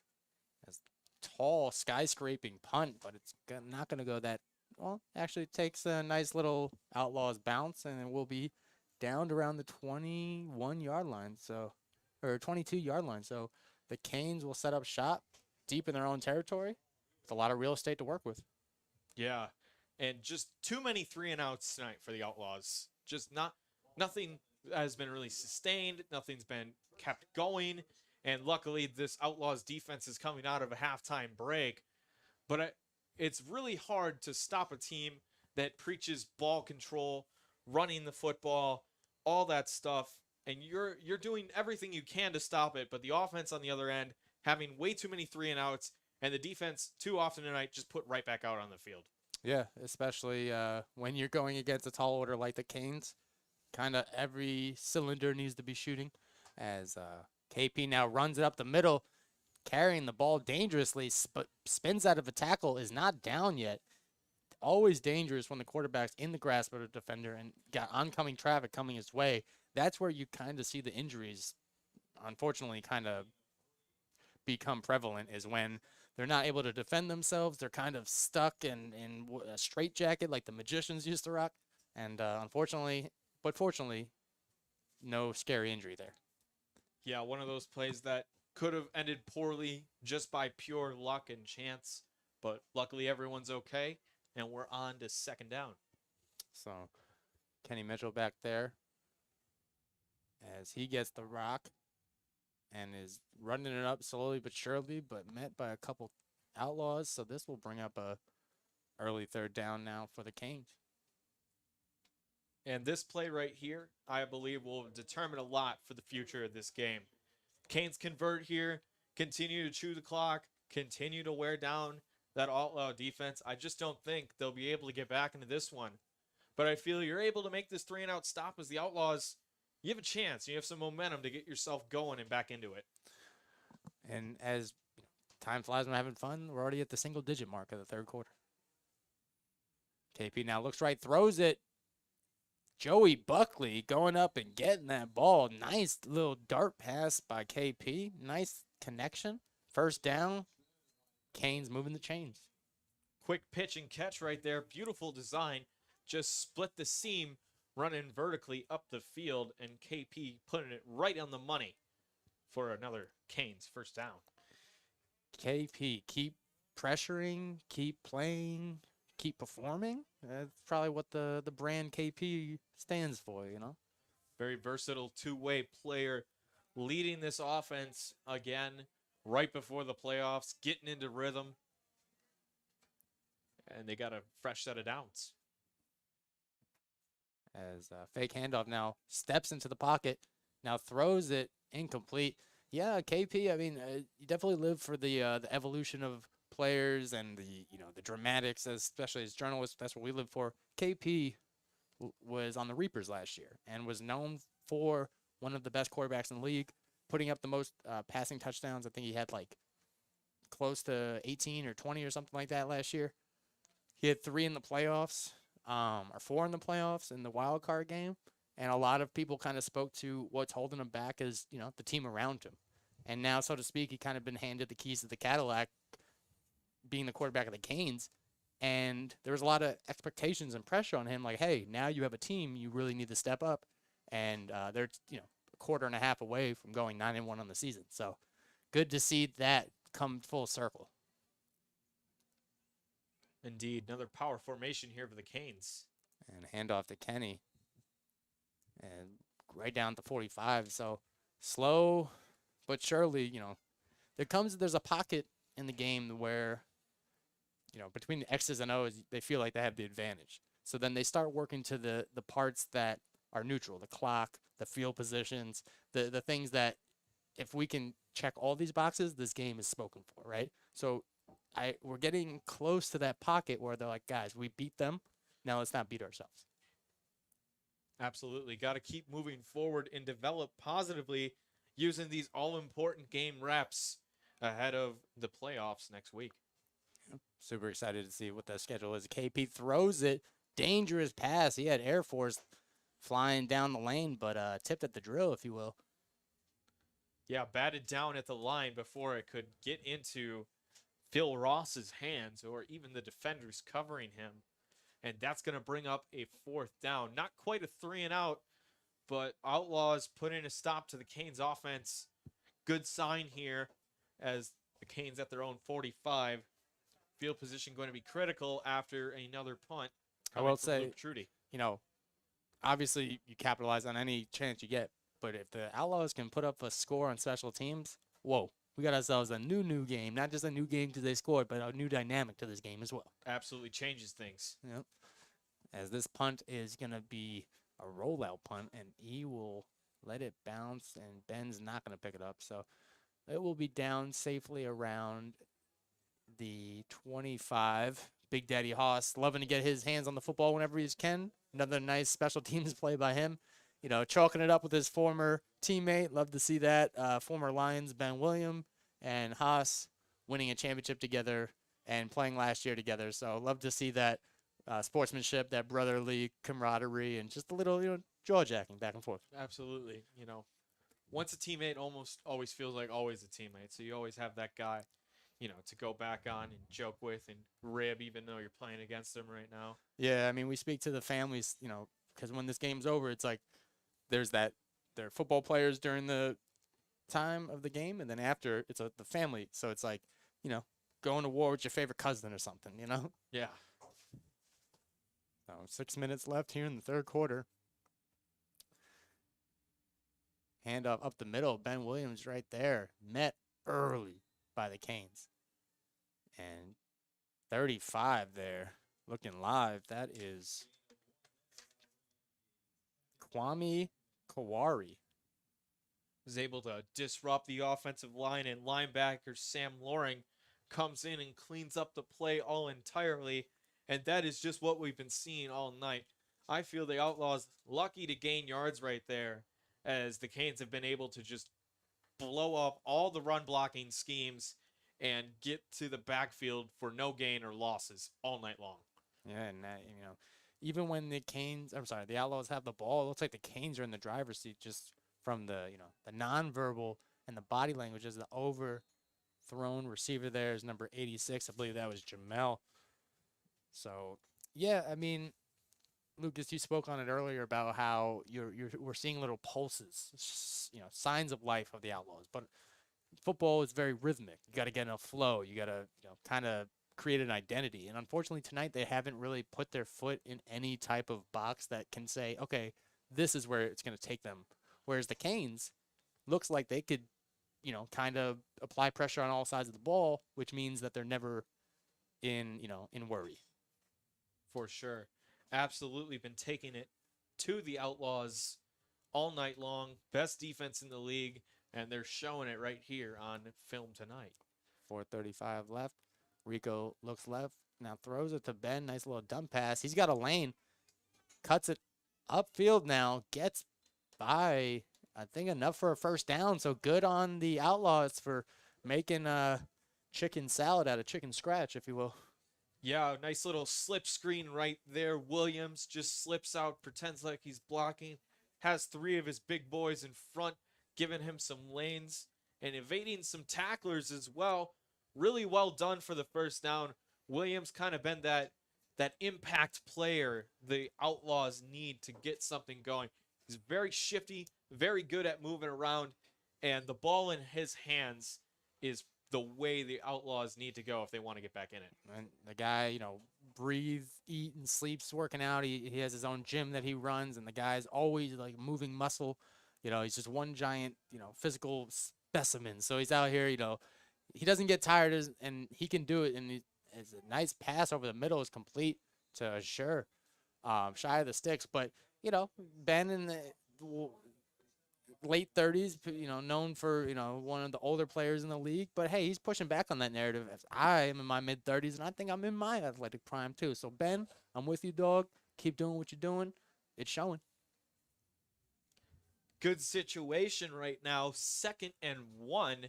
I think this is the time to be aggressive and let Rico McNeil's arm just absolutely fly.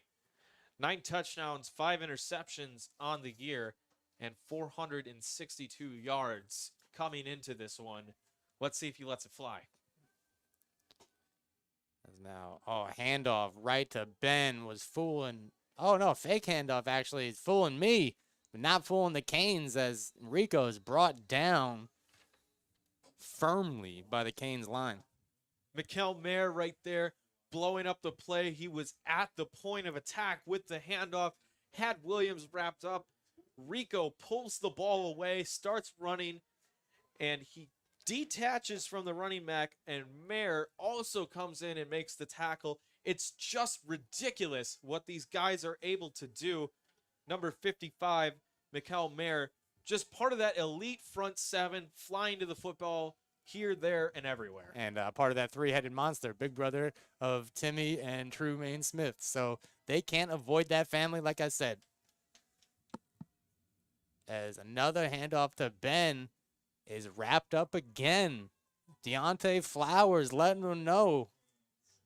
I feel like they know this one now. When they go to Ben, tackle 21, repeat.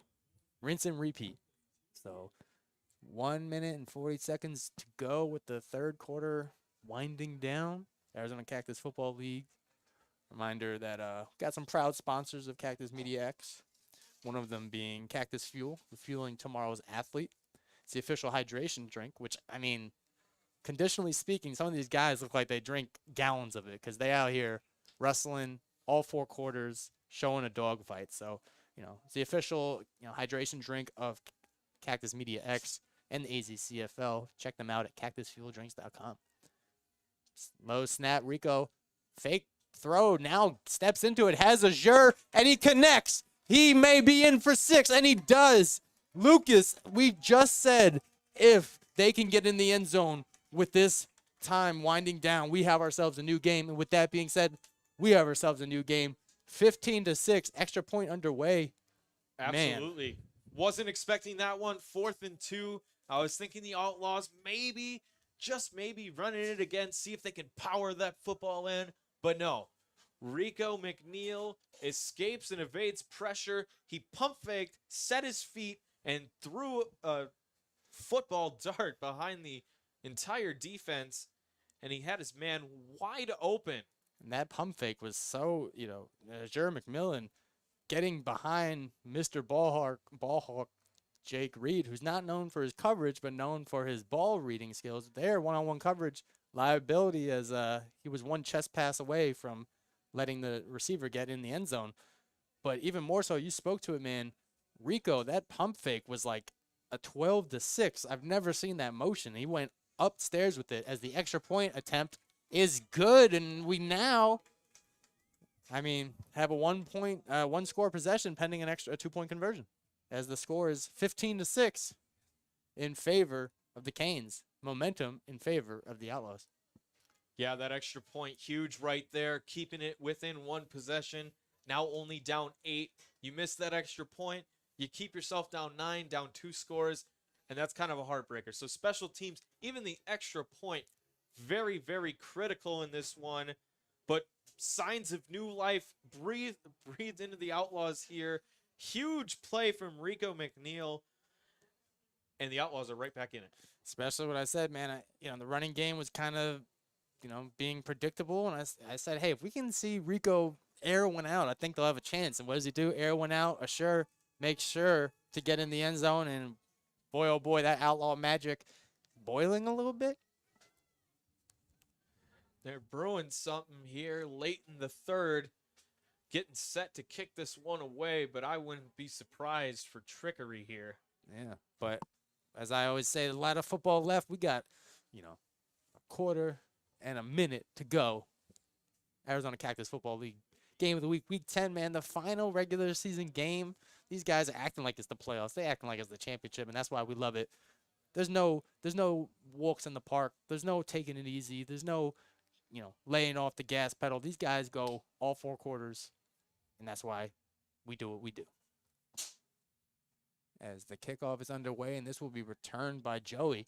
And now he guts it up the field, turns on the burners, and he's got a man to beat, but there's a field day of laundry. Of penalty flags. So let's see if this stays. As of now, he's coasting into the end zone for a 6-point kick return, but it's coming back as I see flags. Man. 3 of them hovering around the 45. They could donate that to charity, all that laundry on the field, bro. Does not look like the Canes are getting out of this one. One heck of a return by Joey Buckley, but it looks like those penalties may have aided, and this one will be brought back somewhere. Man, I gotta imagine that after, when you watch film, if I have a nice smooth kick return and I'm on my way to do a dance and then I look back and there's a bunch of flags and I find out somebody held 50 yards away from the play, we're not friends for that day, bro. We'll be family, but we're not friends that day. I love you. I don't like you. That's what would be happening at that point in time. Frustrating development possibly for Buckley, as he thought he had 6 with those smooth moves and lightning quick speed. Now he just has cardio. Referees still trying to decipher this one, but the indications are clear as the Canes are moving backwards and the Outlaws moving forwards. So momentum's the thing, man. You can't see it, but you can feel it. And I'm starting to feel the tides turn a little bit for the Outlaws.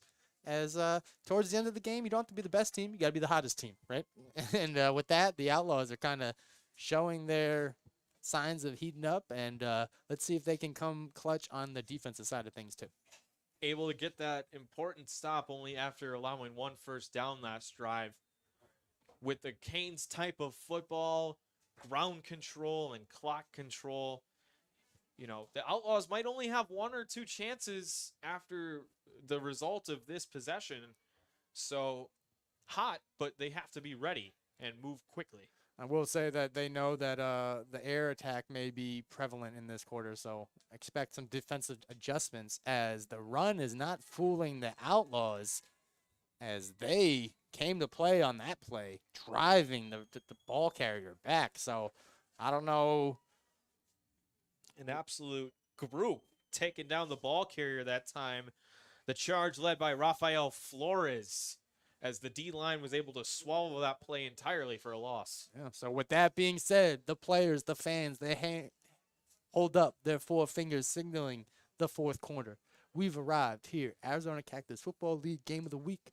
Outlaws and Canes will take a quick commercial break and be back with the action.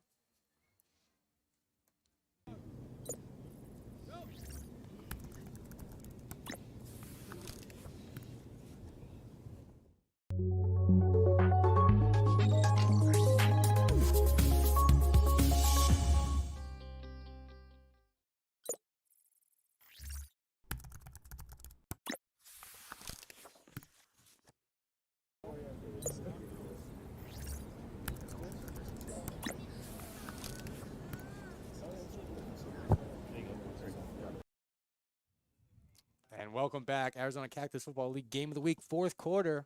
The 4th quarter, the last quarter of the regular season. Lucas Metzner, Jesse Burke here in the booth, here in Mesa, Arizona, Legacy Sports Complex, Bell Bank Park, home of the Arizona Cactus Football League. Lucas, man, if you tuned in for the first 2 quarters, you would say, oh, I can go to sleep. Canes got this. Yeah. If you're tuning in just now, you're kind of scratching your head going, whoa, what happened? I thought it was spoken for. So, man, what do you see? New game? It feels like it. Absolutely. Everyone was ready to write out the Outlaws, the big touchdown play, and right back to the action here in the 4th quarter. It's a game. As a handoff now, fake handoff. KP runs it himself, now runs out to the sideline. More flags thrown as the lane open up like the Red Sea. And with that, we're going to see what the flags are probably holding, as it was definitely thrown in the area of where the run took off. So let's see. Looks like they're moving backwards. So This one absolutely likely to come back, and it looks like it will. But even though that play was a penalty, I think it really speaks to KP's athleticism. He is, as the referee does indeed call holding, he's so multi-talented with his arm and his legs. And Outlaws coach Russell Whitman said he wanted to contain KP today, knowing that he would be back in the lineup and contain that outside run, that speed that he brings. And I think even despite the penalty, despite it not counting, it puts his athleticism on display that previous play. yeah, and I mean, you were with me the last time we called the Canes down in Tucson. They didn't have KP. Arturo was stepping up and being the dog that he was. But KP lets this thing fly. He's got Joey Parker Jr. out of reach, inches away from a baller play. Little more leg, and Joey Parker Jr. is walking in with 6. Yeah. Unbelievable throw from KP right there. Had his man beat once again, and just a yard over the head. Can't make the completion. We've seen with Rico McNeil's touchdown, we've seen those big plays, but tonight we have seen a lot of almost big plays. So close, but they just couldn't put it all together. They say football is a game of inches, right? He was inches away from making that catch, and love to see it as they're running back. Darnell Williams, number 25 is, jaw jacking, and then Joey's pointing at the scoreboard. So love to see that as KP lets this thing fly again, and again is out of the reach of the intended receiver. So that was number 88. That was number 88 in the Canes. AJ Schaefer, who, got his defender beat. KP letting that thing, fly, but just looked to be well placed, but just a yard over the head. And just like Coach Fisher was saying to me before the game, you want to get their offensive passing game back into rhythm with KP being back at the helm. It looks like they're just off. Their timing just off by inches and seconds.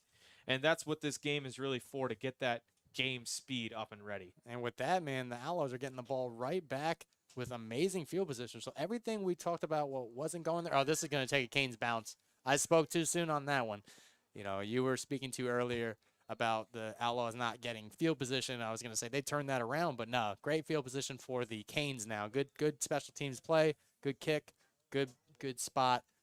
Outlaws really got to earn this one if they want to come back in this game.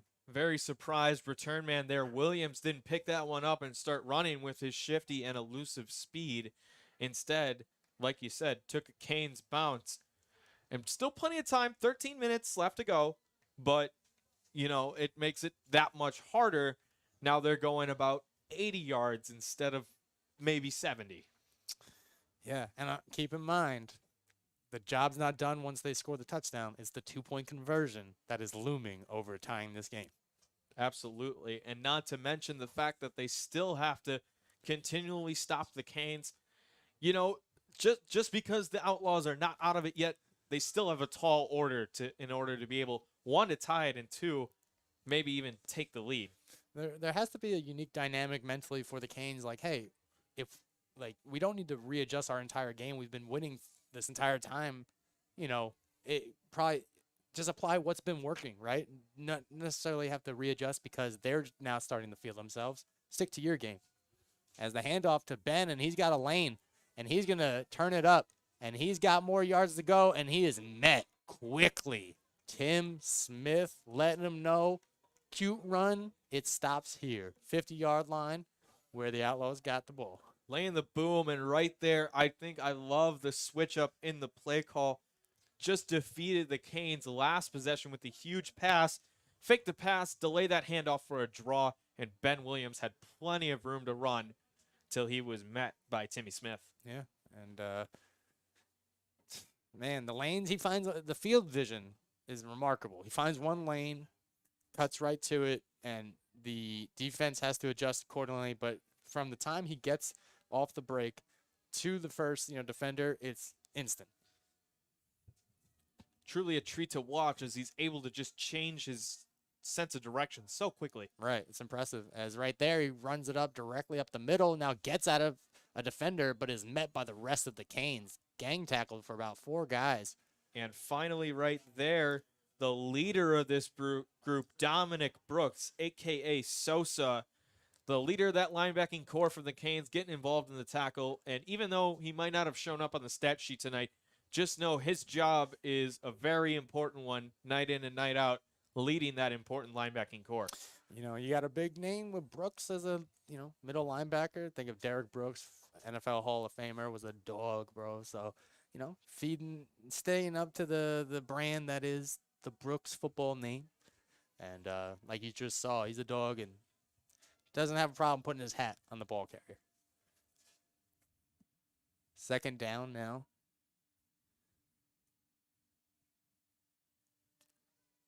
Low snap again. Rico's got to get with his center as he is met again by 55.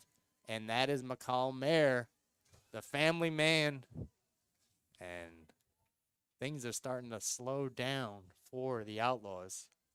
Mayer really been getting involved this second half, flying left to right really nicely, running downfield, making tackles.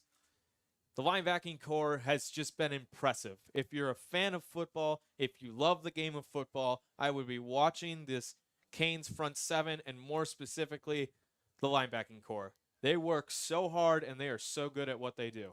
Definitely.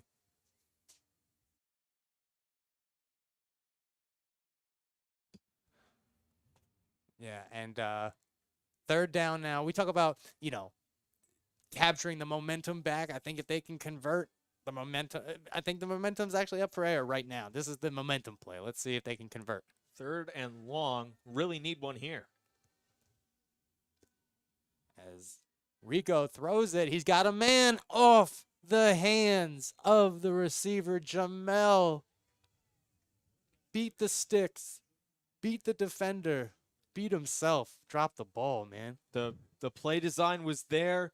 Rico absolutely put one on him, and just the tough scene of some drops tonight and the shortcomings of the passing game just out of reach. Some drops really, really hurts the team when you drop it. It's one thing if you're just out of range, but drops are killers.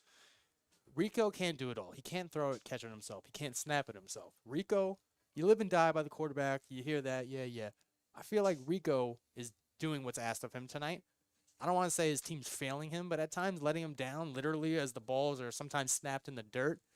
And honestly, from what I know, it's easier said than done here in the booth, but when the ball touches your hands, you got to catch it. The old cliche rule, but did hit him in the hands. It just fell to the turf. So let's see if they can get something going on special teams as Mr. Smith is back there to return it, and it will not be returned safely, fortunately for the Outlaws, because Timmy is all smoke tonight, letting them know I came to play, and I know that the playoffs start next week, but I'm getting a head start tonight. 8:29 on the clock, going to be very important for this Outlaw defense to be stout, flying to the football, and staying within their assignments as the clock will continue to run. And with this ball control style from the Canes, I fear that the Outlaws are either going to get one more chance or maybe no chance at all, depending on the result of this drive. Definitely speaking to it earlier about now the time is to get friendly with the clock, make it on your side, and grind this time away as KP simply slowly shedding the clock as we've approached inside the 8-minute mark. Arizona Cactus Football League Game of the Week. Lucas, man, you were talking about Sozo Therapy.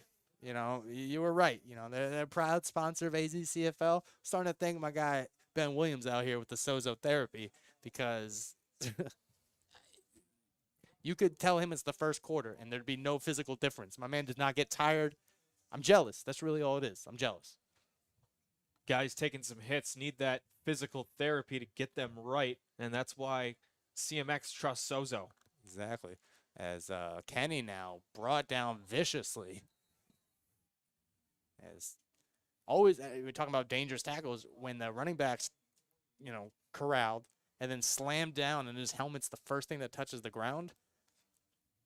Can lead the way to concussions there, can get a little dicey, but Fortunately, that's what the helmets are for. Hopefully, you know, all the guys are okay and still moving. But Yeah, hopefully we don't have any helmet snobs like Antonio Brown. Remember that a couple years ago? He wouldn't play because of his helmet. that was unfortunate. But don't think there's any problems with that here. Yeah, and fortunately, these guys have better heads on their shoulders. As KP now high snap, fake handoff, rolls out right, calls a block, and slips. Cleats slipping sliding on him. I will say I've heard towards the later hours after the multiple games played on this field, it tends to get a little slippery, slip and slide records, as I like to call it. But as you saw right there, these guys got the right equipment on, and sometimes Mother Nature just gets the best of them. Yeah, a little bit of slippery conditions can be tough, but you know, before taking that tumble, KP really adding that second or third dimension in this offense that they were missing in his absence. Arturo Marcias, an excellent job in his absence, but cannot run like the man KP can. Right. So, a little under 6 minutes to go. Fake handoff, KP looking to throw it. Lets that thing fly. He's got a man, and again, call it deja vu, but about 2 steps ahead of his intended receiver who got past his defender. So, I think even if they come out this game tonight, something that needs to be worked on, KP, the receivers, need to hit the park tomorrow, maybe Monday, and just work on some routes. Get that timing down. Exactly. Especially, I feel they've done a good job with the cut routes, the slants, the posts, the curls, but those streaks, those over-the-head catches, those long throws, they've really seemed to just barely miss the mark. And if they can get those together, man, this team is scary. Yeah, the defense is going to have a long game next week. As a handoff now. And Kenny makes the first guy miss. And the second guy puts him down. That's Daryl Johnson Jr., who came up with the stop. Absolute powerhouse runner Kenneth Mitchell is. You'll notice he's kind of the guy. We have Ben Williams on the other side, very shifty, gets around guys. But Kenneth Mitchell, he's the guy who's going to run through you. He'll lower his shoulder. He's going to toss you with stiff arm. He's really good between the tackles. And that is Coach Fisher's kind of guy and the Canes kind of scheme. So I think Kenneth Mitchell falling to the Canes this year was a really great addition for them. Yeah, and picking up and running with it. As like I said, he was overlooked the last couple of years, but this time he's getting his touches. There's a handoff again to him, but this time not fooling the Outlaws. So we'll bring up a second down, but now we're in that danger comfort zone where I think the Outlaws have 2 timeouts left, if not 1. I think they have all 3 in they the have, second half. Correct. Burning their timeouts at the end of half of number 1. Just So- over 4 minutes left in this one. Second and long for the Canes. But I feel if the Outlaws don't get a stop on this one, it may be too late. Inside the 4-minute mark. Crazy to think, Lucas, we're approaching the end of the regular season. Kane started with the preseason all the way towards the last regular season game. KP throws it over the middle. Intercepted. It is intercepted by number 25, and you love to see it because that is Daryl Johnson. Wow. The guy that missed the big play earlier by inches. And the football is a game of righting your wrongs. And right there, he wrote his wrong, got the ball back to his offense with some possible Outlaw magic to be unraveled. Just some incredible coverage right there. Kind of a surprising decision. I understand that the Canes really want to get in rhythm, but I would think they would want to win this game a little bit more considering how close it is. Kind of a toss-up considering, you know, Coach Fisher told me his biggest goal was to get out of this game healthy and get the game reps, but a whole new dimension with this interception. The Outlaws have 80 yards to go and a 2-point conversion to tie this one. 3:31 left to go in the game. And you did speak on it about, coming up with the fixing something that wasn't broken. And like you were saying, we were speaking on Kenny Mitchell's ability to grind the clock, lower the boom, and get the yardage. And then, boom, they just led to the air for necessarily an unnecessary mistake. So let's see if it costs them bigger. As handoff now to Ben. and even surprising to then run it with the clock not in your favor. So, but Ben being their workhorse, I imagine you want to get the ball to your moneymaker. Still 3 timeouts and the 2-minute warning ahead. So the Outlaws have some time to work with, but they got to be feeling the pressure right about now as it's cooking them. Clock keeps ticking. Yeah, and there's that. I like to say there's a lot of the weird pocket of like, even though you have all this time, doesn't mean you have to use all that time, right? Like score, bro, get down there, Yeah, make sure to score first and foremost. Yeah. As bobbled handoff is going to be given to Ben, who is met by True Maine Smith, letting them know that this family affair for the Smiths and the Mares. As a Kane is slow to get up. Hate to see that in the end of this game. Hate to see injuries at any point in the game, actually. But let's see a player slow to get up. We'll get a number. And while he's down on the field, we will step away real quick. We'll be right back to the action. Best part of this football game coming up. Stick around, folks. Be right back.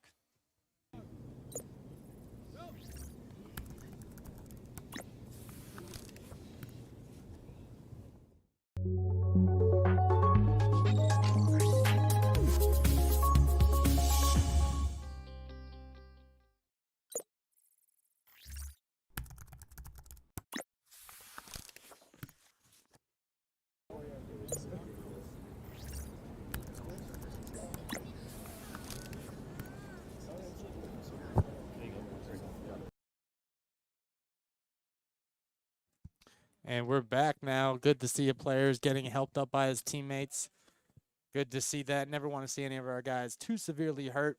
They got a game to win or play next week, as everybody makes the playoffs. It's just a matter of who you're gonna play.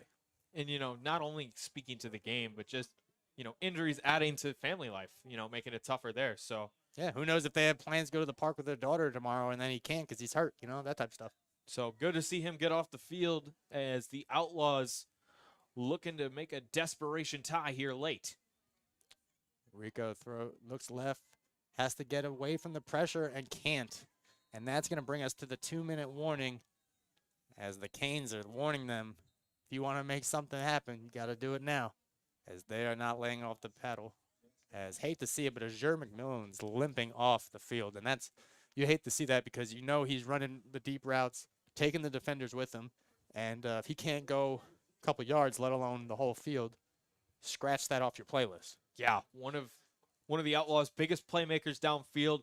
The reason they're on the board in this game as well is Rico McNeil. And very unlucky and unfortunate timing for him to go down in an already short-staffed Outlaws team. And this 2-minute warning giving the Outlaws a chance to regroup and really get their groove and their stuff together. They better have a great play for 4th and 10, and then even if they convert that, they still have to move. Right, and I'm asking Ben Williams, how do a couple routes now sound? Instead of handing you the rock, we kind of run out that option. Time's on our side. I need you down the field. I know you can fly. I know you can catch the ball. I need you to, kind of run out in the routes, They need some yards quickly, and they need to make sure they can get someone out to the pattern. I wonder if they will have Ben Williams run a route, or maybe they will have them block. Some issues tonight for the offensive line as the Canes front seven is simply overwhelming. Rico McNeil been under some duress, but he's had that sidestep move tonight kind of working all night for him to evade pressure.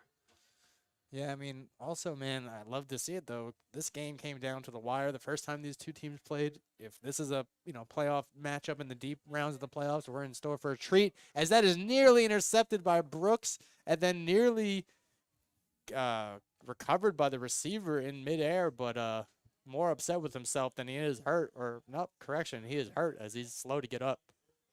And that is Jacob Reed, who earlier came up with that circus catch and avoiding the defender, which exciting to see some of the circus, theatrics here in game of the week. Absolutely. This one absolutely came down to a thriller, but the Canes set up at the red zone already, maybe looking to knee this one out. Outlaws do have 3 timeouts, but if Luke Trudy can sink a field goal or if the Canes can run out the clock. And this one will end with the Canes going home 9-1. True.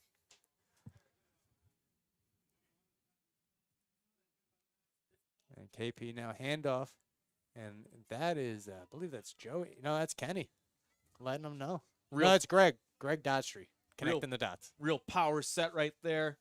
About 7 on the line and 2 fullbacks in the backfield next to KP with the running back right behind him.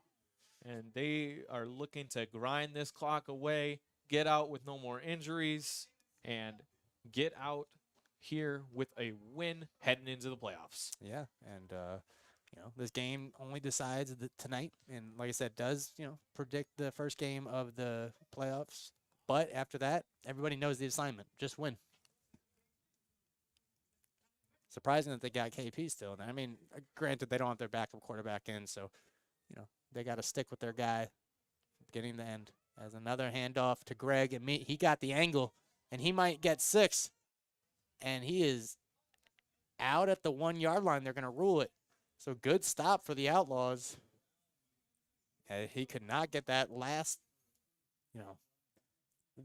inch of a corner, if you will. Right, and that will stop the clock, but won't be much help for the Outlaws long term as they are sitting at the 2 yard line with only 41 seconds left to go in this one. Right, and Canes still have the ball. So this is around the time where we thank everyone for tuning in. Appreciate everybody that made Arizona Cactus Football League possible today throughout all the games.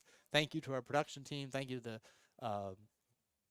the administration team. Shout out to Commissioner Matt Archer for making this possible. Another handoff to Greg, and he's going to get the angle this time. And this time he's going to get a 6, and this time he's going to do a dance. And we got ourselves a spoken game in the name of the Arizona Canes. Absolutely. Little touchdown to seal the deal right there on what the Canes have been doing best all night. Just a quick, simple handoff. Exclamation point on this one. Get an extra touchdown. Feel good for the end of the season. And now it's time to ramp it up. It is playoff season after these final seconds expire. What a time. The Canes started the beginning of the game before with a ceremonial touchdown, and they're ending the game with a real running touchdown. So good on them for keeping it consistent, on brand, and good on the Outlaws to give us a little bit show towards the end and a little bit of a scare for the Canes. They started frantically getting a little unraveled, but then they tightened it back up as Mr. Trudy is true to it as he comes up with the extra point, and now the Canes will walk away with this game comfortably, 22-7 with 38 seconds to go. Lucas, man, we're shifting gears towards the postseason. I know any given Saturday, anybody can take care of anybody. But from, your experience in this year, what do you see in the playoffs, man? I mean, intensity, physicality, and everything is brought every week. But if you think of a manual car, it normally has 5 gears. All these teams are about to put it into 6th gear, whether it exists or not. Okay. They are hungry. They are ready. The fact that every team gets a chance at these playoffs just adds a new dimension of tenacity and intensity. Any early dark horses or any favorites going into the the predictions and the preview of the postseason? I'm not going to hold you to it, but right. any predictions? Well, just from the early looks, we know the 2 powerhouses of the league, the Canes and Spartans, both looking to do damage. The running Rebels, defending champs, the Outlaws. I think the Phantoms might make a splash, and I'm not sure if people are going to be ready for it. I think the Phantoms have put together a solid squad and really could shock the world here. Yeah, they've definitely been underperforming. They'll tell you firsthand during the regular season, but they can turn it up in the postseason as the Outlaws are looking to do the same, as they're looking to return it for some moral victories towards the end of this game, as we already know it's spoken for. But good on everybody, giving it all till the clock runs 0. But, a little over 26 to 27 seconds to go. Super excited next week, man. Not wild card weekend. Yeah, I guess the first round, wild card, if you will. We'll get the schedule set after tomorrow, after tonight, I guess, and we'll find out what the matchups are. But Yeah, man, I live for the emotions. I live for the dramatics, and I want the upsets. I'm not saying I can't name a team, but the upsets are what you live for, right? So let's see how the playoffs unravel. And some of these big dog teams that have been taking names all year, looking to continue that. And then some, like you said, some newer teams looking to surprise the world. Absolutely. As they'll look to get in. Quick knee here. Get this one out with no further injuries. Love to see that. Respectfully, sportsmanship. And with that being said, we're going to let the clock wind down. Players are going to meet midfield for the ceremonial sportsmanship handshake.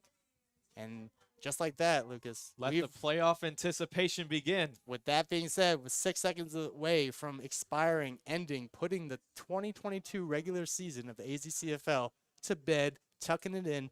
But next week, we got ourselves a full slate of teams that are now 0-0 as this postseason creates a new season. Lucas, that is the best thing about playoff football is doesn't matter what your record it was before. If you're in there, you're playing your absolute hardest on that one game and that one chance you get.